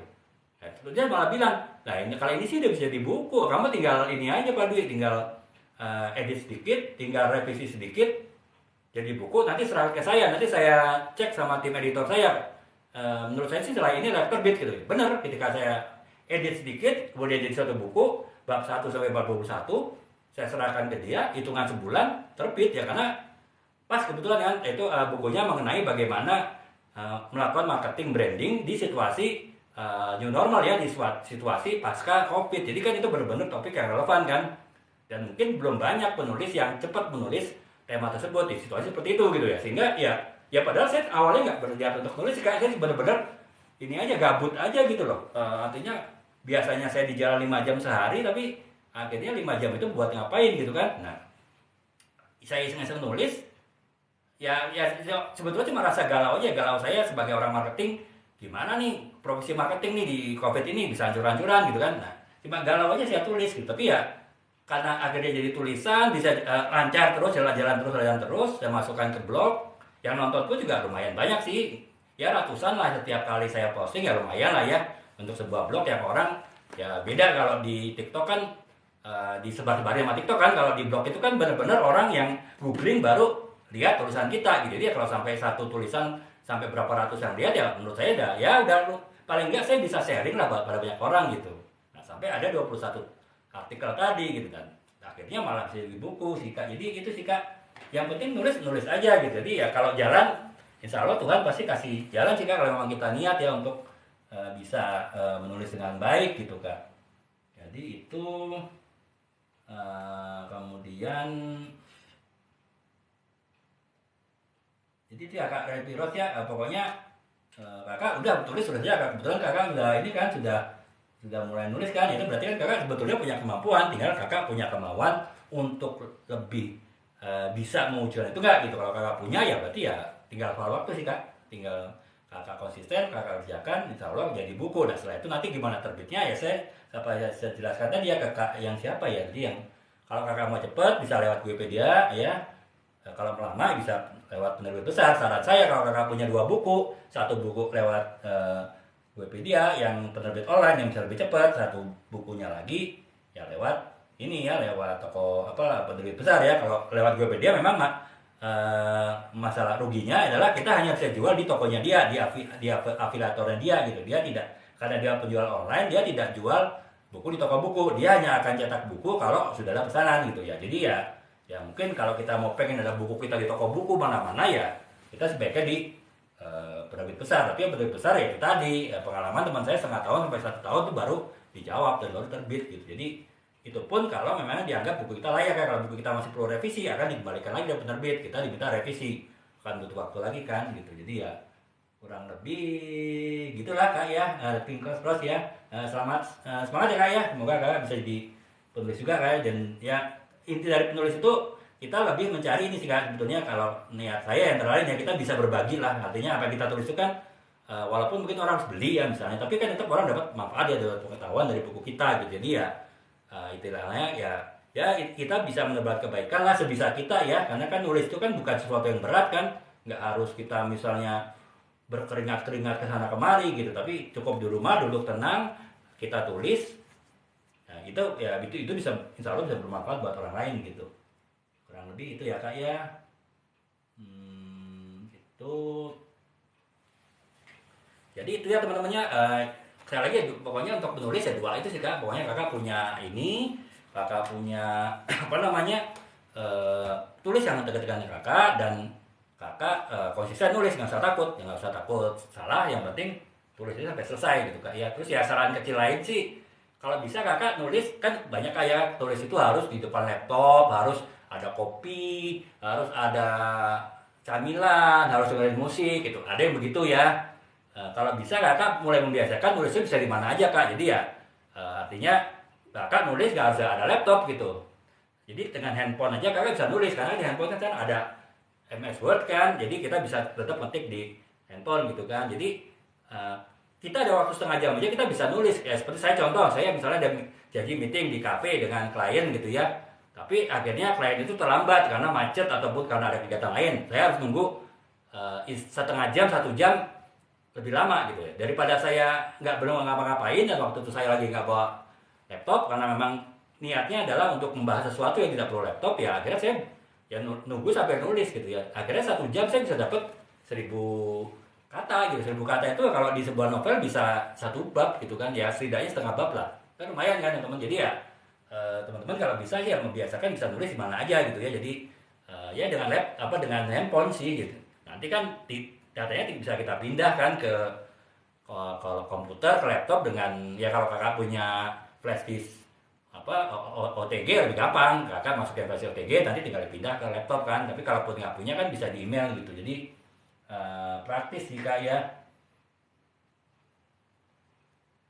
itu. Jadi itu sih Kak, yang intinya kalau menulis itu ya ini sih harus dicoba ya. Kalau kita nggak nyoba kita nggak akan pernah tahu hasilnya seperti apa gitu. Tapi kalau kita nyoba, kita udah tahu, kita tahu kelemahannya apa, kekurangannya apa, harus diperbaiki. Jadi kita bisa menulis lagi lebih baik gitu ya. Dan menulis nggak ada ininya kok, nggak ada ruginya kok Kak ya. Jadi ya seperti Kakak mungkin bisa lihat ya di ini saya di profil saya, nanti klik playlist Zaka Putar tematik. Di situ saya menulis 9 video, bukan menulis ya, membuat 9 video mengenai penjelasan bahwa menulis itu juga menjadi suatu healing ya kan, bisa menenangkan jiwa, bisa mengurangi kegundahan hati, bisa mengobati kegalauan jiwa dan lain-lain lah. Jadi 9 video tersebut membahas mengenai bagaimana cara kita healing melalui menulis ya. Sementara menulis kan murah ya teman-teman, murah, mudah, gampang, nggak perlu waktu khusus. Beda dengan kalau kita healing, kita harus liburan ke luar negeri, yang jelas nggak murah, yang Yang kedua butuh waktu khusus, kita harus cuti. Yang ketiga capek juga kan, ya namanya liburan senang-senangnya pasti capek lah ya. Jadi ya sementara kalau nulis kita duduk santai di rumah mungkin sambil ngopi, ya minimal paling paling banter di kafe cuma mesen satu kopi kita bisa nulis berjam-jam. Itu kita udah bisa sekali nulis sekaligus juga menenangkan jiwa ya, melakukan healing gitu. Jadi itu sih kurang lebih ya banyak manfaatnya nulis ya, baik untuk diri kita sendiri untuk healing, bagi orang lain bisa kita berbagi pengetahuan, berbagi informasi gitu. Kemudian juga bisa untuk ya kalau secara bahasa idealnya juga bisa ikut memajukan literasi menulis bangsa lah ya teman-temannya, karena kan ya seperti saya jelaskan tadi kita ini sekali ya apa namanya prihatin sekali lah gitu, peringkat membaca kita minat membaca kita tuh nomor 61 dari 62 negara yang di riset gitu. Bahkan negara-negara yang sekitarnya di sekitar 60-an itu atau 50-an tuh negara-negara Afrika gitu ya kan, ya gimana ya, kita yang sudah katanya 78 tahun merdeka, kita yang sudah negara-negara yang dengan demikian kaya gitu, tapi minat bacanya masih rendah gitu. Nah, bagaimana kita bisa memanfaatkan kaya dalam kita gitu kalau minat baca bangsa kita itu kan sedemikian rendah gitu. Jadi ya kita harus ini gitu. Sinopsis bukunya ini si kakak bisa lihat ya kak di website saya. Kakak bisa masuk di ini kakak terin ya, kakak bisa masuk ke profil saya. Di situ saya ada alamat website saya. Kakak tinggal catat aja, tinggal kakak copy, kemudian kakak buka di browser. Nanti kakak bisa lihat tuh ada semua buku-buku saya sekitar 20-an. Itu ada buku marketing, buku novel, buku ini antologi, kumpulan cerpen. Kakak bisa lihat tuh masing-masing ada ininya, ada sinopsisnya. Jadi kakak bisa baca di situ kak ya. Jadi kemudian kalau kakak tertarik ya, karena kebetulan kan di Tokstop lagi tutup nih. Sebelumnya kan saya ada tautan keranjang kuning, jadi kakak bisa langsung ya. Sekarang ya mungkin kakak bisa cari di toko-toko sebelah ya, tetangganya TikTok ya kak ya. Di situ kakak tinggal ketik aja judul bukunya, nanti di kolom pencarian nanti selalu etalasenya keluar gitu. Jadi kakak nanti tinggal tanya-tanya aja ke ininya gitu, ke sellernya. Kalau sellernya itu adalah kenal saya, apalagi sellernya tokonya istri saya, ya pasti kan bisa jawab kayak bisa saya jawab gitu. Bahkan kalau ada toko yang ada tulisannya kalau ingin ditandatangani nulisnya bisa ditaruh di kolom komentar gitu, kolom isian. Itu kan berarti toko itu ya udah pasti toko istri saya kan. Jadi ya itu udah pasti bukunya asli sih, bukan buku bajakan gitu. Jadi kakak bisa masuk ke situ ya Kak Catherine ya. Kalau offline store, kalau Gramedia kayaknya nggak ada sih kak. Jadi itu penerbitnya memang nggak kerjasama dengan Gramedia sih. Makanya ya emang paling gampang kalau masuk Gramedia kayak kakak datang ke Gramedia udah pasti ada gitu. Tapi kalau sekarang kan zaman online kak ya, jadi penerbit buku juga sekarang nggak terlalu tanda petik, nggak terlalu inilah punya ekspektasi untuk masuk Gramedia gitu. Karena masuk Gramedia kan juga terbatas, susah ya, karena kan biasanya hanya dari kebanyakan buku-buku dari penerbit dia gitu. Makanya ya kalaupun tidak ada di Gramedia pasti kan di online ada, jadi lebih mudah cari di online sih kak gitu. Jadi dan kalau di online keuntungannya kalau kebetulan kakak dapat toko yang istri saya, dia sebetulnya toko menjual busana muslim ya kak ya, tapi juga menjual buku-buku saya. Di situ kakak bisa minta tanda tangan saya langsung ya. Jadi kalau ada keterangan untuk mendapat tanda tangan bisa masukkan di chat, bisa chatting ya, itu berarti itu toko saya kak. Jadi ya berarti udah pasti bukunya asli. Dan kalau memang kakak berminat saya tanda tangani itu sebelum dikirim saya tanda tangani dulu kak bukunya sih gitu kak gitu. Jadi itu ya kak ya. Kemudian jadi ini kayaknya kalau sinopsis ya kakak bisa baca ya di website saya kak ya. Jadi karena banyak sih kak, ada 20-an ya buku marketing, buku novel, buku antologi. Jadi ya tergantung kakak tertariknya yang mana sih. Nanti kakak bisa tanya lagi, kakak bisa lihat di video-video saya. Kakak mau nanya apa aja tentang buku saya, tanya aja di video saya. Walaupun mungkin video saya nggak relevan ya, kakak tinggal isi kolom komentar, nanti saya akan baca komentarnya ya. Saya akan informasikan ke kakak gitu hal-hal yang kakak tanyakan. Kalau perlu saya buat videonya, saya linkin ke stitch ke ini akun kakak, sehingga kakak juga bisa lihat video yang saya tanyakan menjawab pertanyaan tersebut sih kak ya. Oke.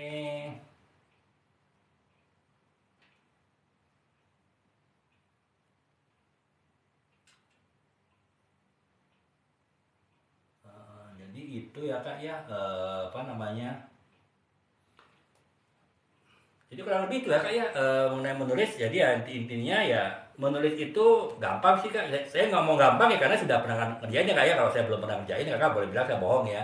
Menulis itu gampang, menulis itu nggak susah gitu. Tapi karena saya pernah melakukannya dan saya melakukannya tidak sengaja, kecelakaan ada petik ya, kecelakaan sejarah.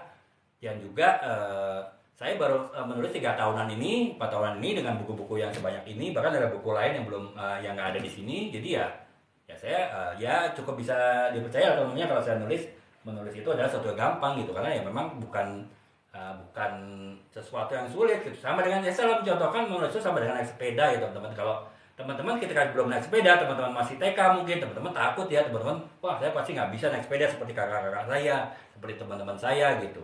Apalagi lihat kakaknya teman-teman jatuh ya jatuh ketika belajar gitu. Tapi ya begitu teman-teman mencoba, teman-teman mungkin jatuh ya, bolak-balik jatuh, mungkin luka-luka sedikit.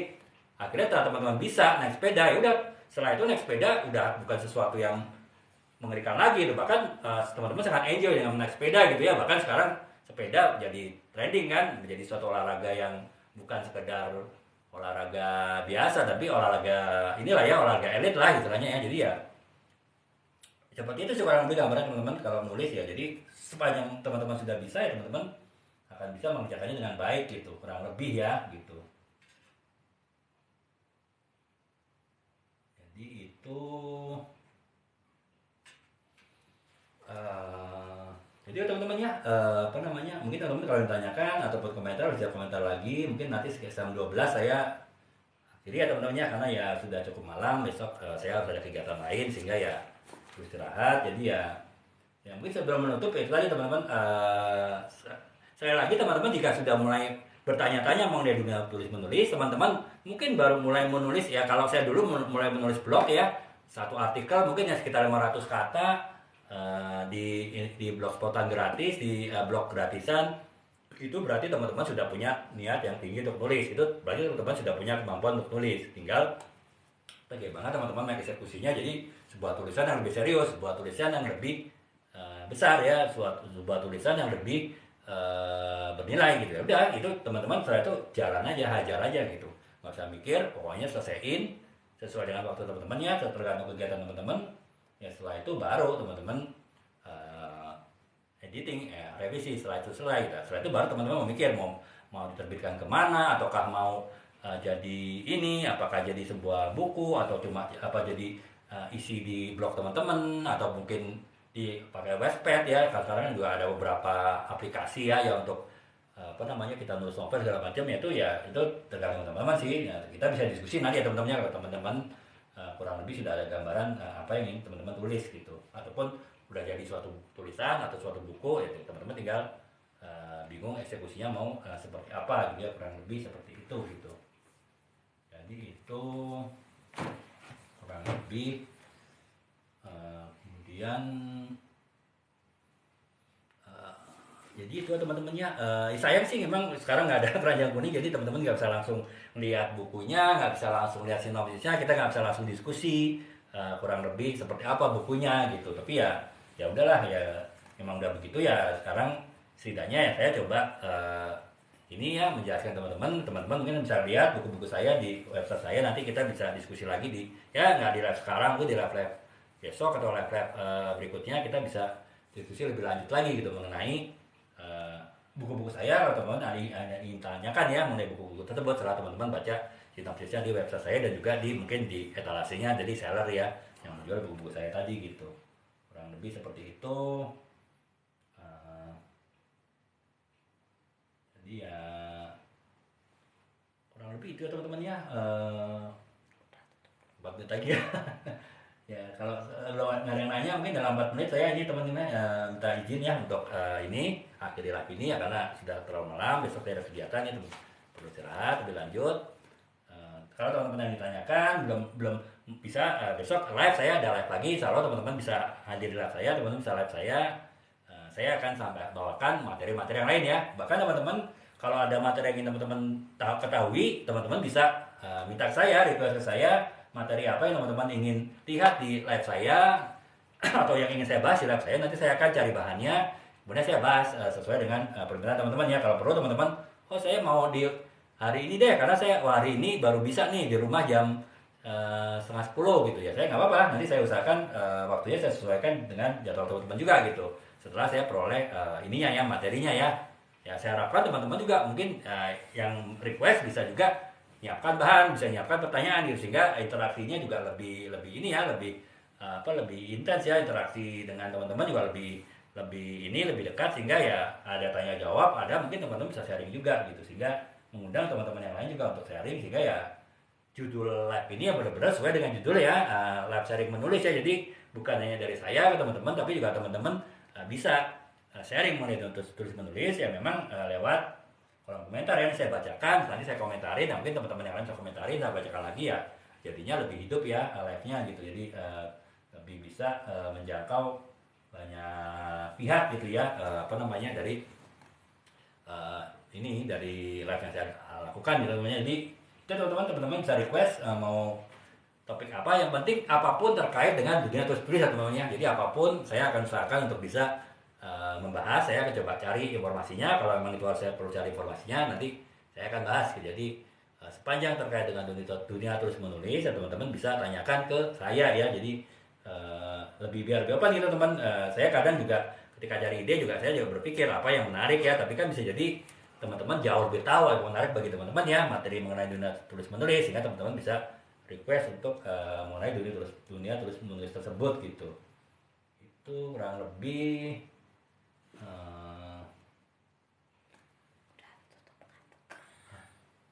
demikian teman-temannya. Ini ya 1 menit lagi jam 12 ya. Saya mohon izin untuk pamit dulu, karena ya itu tadi besok saya ada kegiatan sehingga perlu istirahat lebih cepat. Tapi insya Allah saya besok juga bisa live ya, jadi teman-teman bisa hadir lagi kalau memang berkenan dan ada waktu untuk membahas hal-hal terkait dengan dunia tulis menulis. Kita besok bisa live lagi mulai jam 9:30-an ya teman-teman. Bahkan teman-teman kalau perlu bisa request ke saya gitu. Kalaupun teman-teman mau ada yang teman-teman request kan, teman-teman bisa lihat tuh, bisa masuk ke profil saya, masuk aja ke semua video saya lah, pilih salah satu, teman-teman bisa di kolom komentar, oh Pak saya mau untuk besok tanggal 12 Oktober bahasnya mengenai ini ya. Saya usahakan teman-teman, kalau memang saya bisa menemukan bahannya, saya bisa menemukan informasinya, saya akan bahas sesuai dengan permintaan teman-teman ya, sesuai dengan jadwal yang teman-teman berikan kepada saya gitu. Jadi teman-teman juga bisa lebih interaktif dengan saya, teman-teman juga tahu apa yang akan saya bahas dan apa yang teman-teman juga bisa menyampaikan informasi tambahan ataupun juga pertanyaan-pertanyaan tambahan jika memang diperlukan gitu. Demikian kurang lebih teman-teman ya. Terima kasih atas perhatiannya. Mohon maaf teman-teman yang masih ini ya, yang masih ada di room saya. Sekali lagi mohon maaf, saya karena tadi udah hampir 2 jam ya live dan saya besok ada kegiatan sehingga saya perlu istirahat lebih cepat. Saya mohon izin dulu untuk menutup live ini. Insya Allah besok mulai jam 9:30 saya ada live lagi untuk topik yang berbeda mengenai dunia tulis menulis. Dan kalau teman-teman berkenan dan juga ada waktu, teman-teman bisa mengikuti live saya kembali di hari besok ya teman-teman ya, mulai jam 10 malam gitu. Sementara mungkin teman-teman bisa lihat video-video saya di profil saya. Teman-teman bisa lihat mungkin video-video menarik. Kemudian apabila ada yang ditanyakan, teman-teman bisa tanyakan ya di video saya, sehingga besok saya ketika mulai live saya bisa jawab pertanyaan-pertanyaan teman-teman tadi gitu. Jadi teman-teman juga ini ya bisa langsung dapat informasi yang terkait gitu ya. Terima kasih Kak Maulana Yusuf ya like-nya. Mohon maaf saya sudah harus akhiri dulu. Besok insya Allah kita bisa mulai lagi live mulai jam 10 malam gitu ya, dengan topik-topik yang lain mengenai juga tulis menulis. Demikian teman-teman, terima kasih atas perhatiannya, termasuk teman-teman yang salam share di room. Selamat malam, semoga teman-teman dapat beristirahat dengan baik malam ini dan besok dapat beraktivitas kembali dengan baik pula gitu. Demikian, assalamualaikum warahmatullahi wabarakatuh. Selamat malam, salam.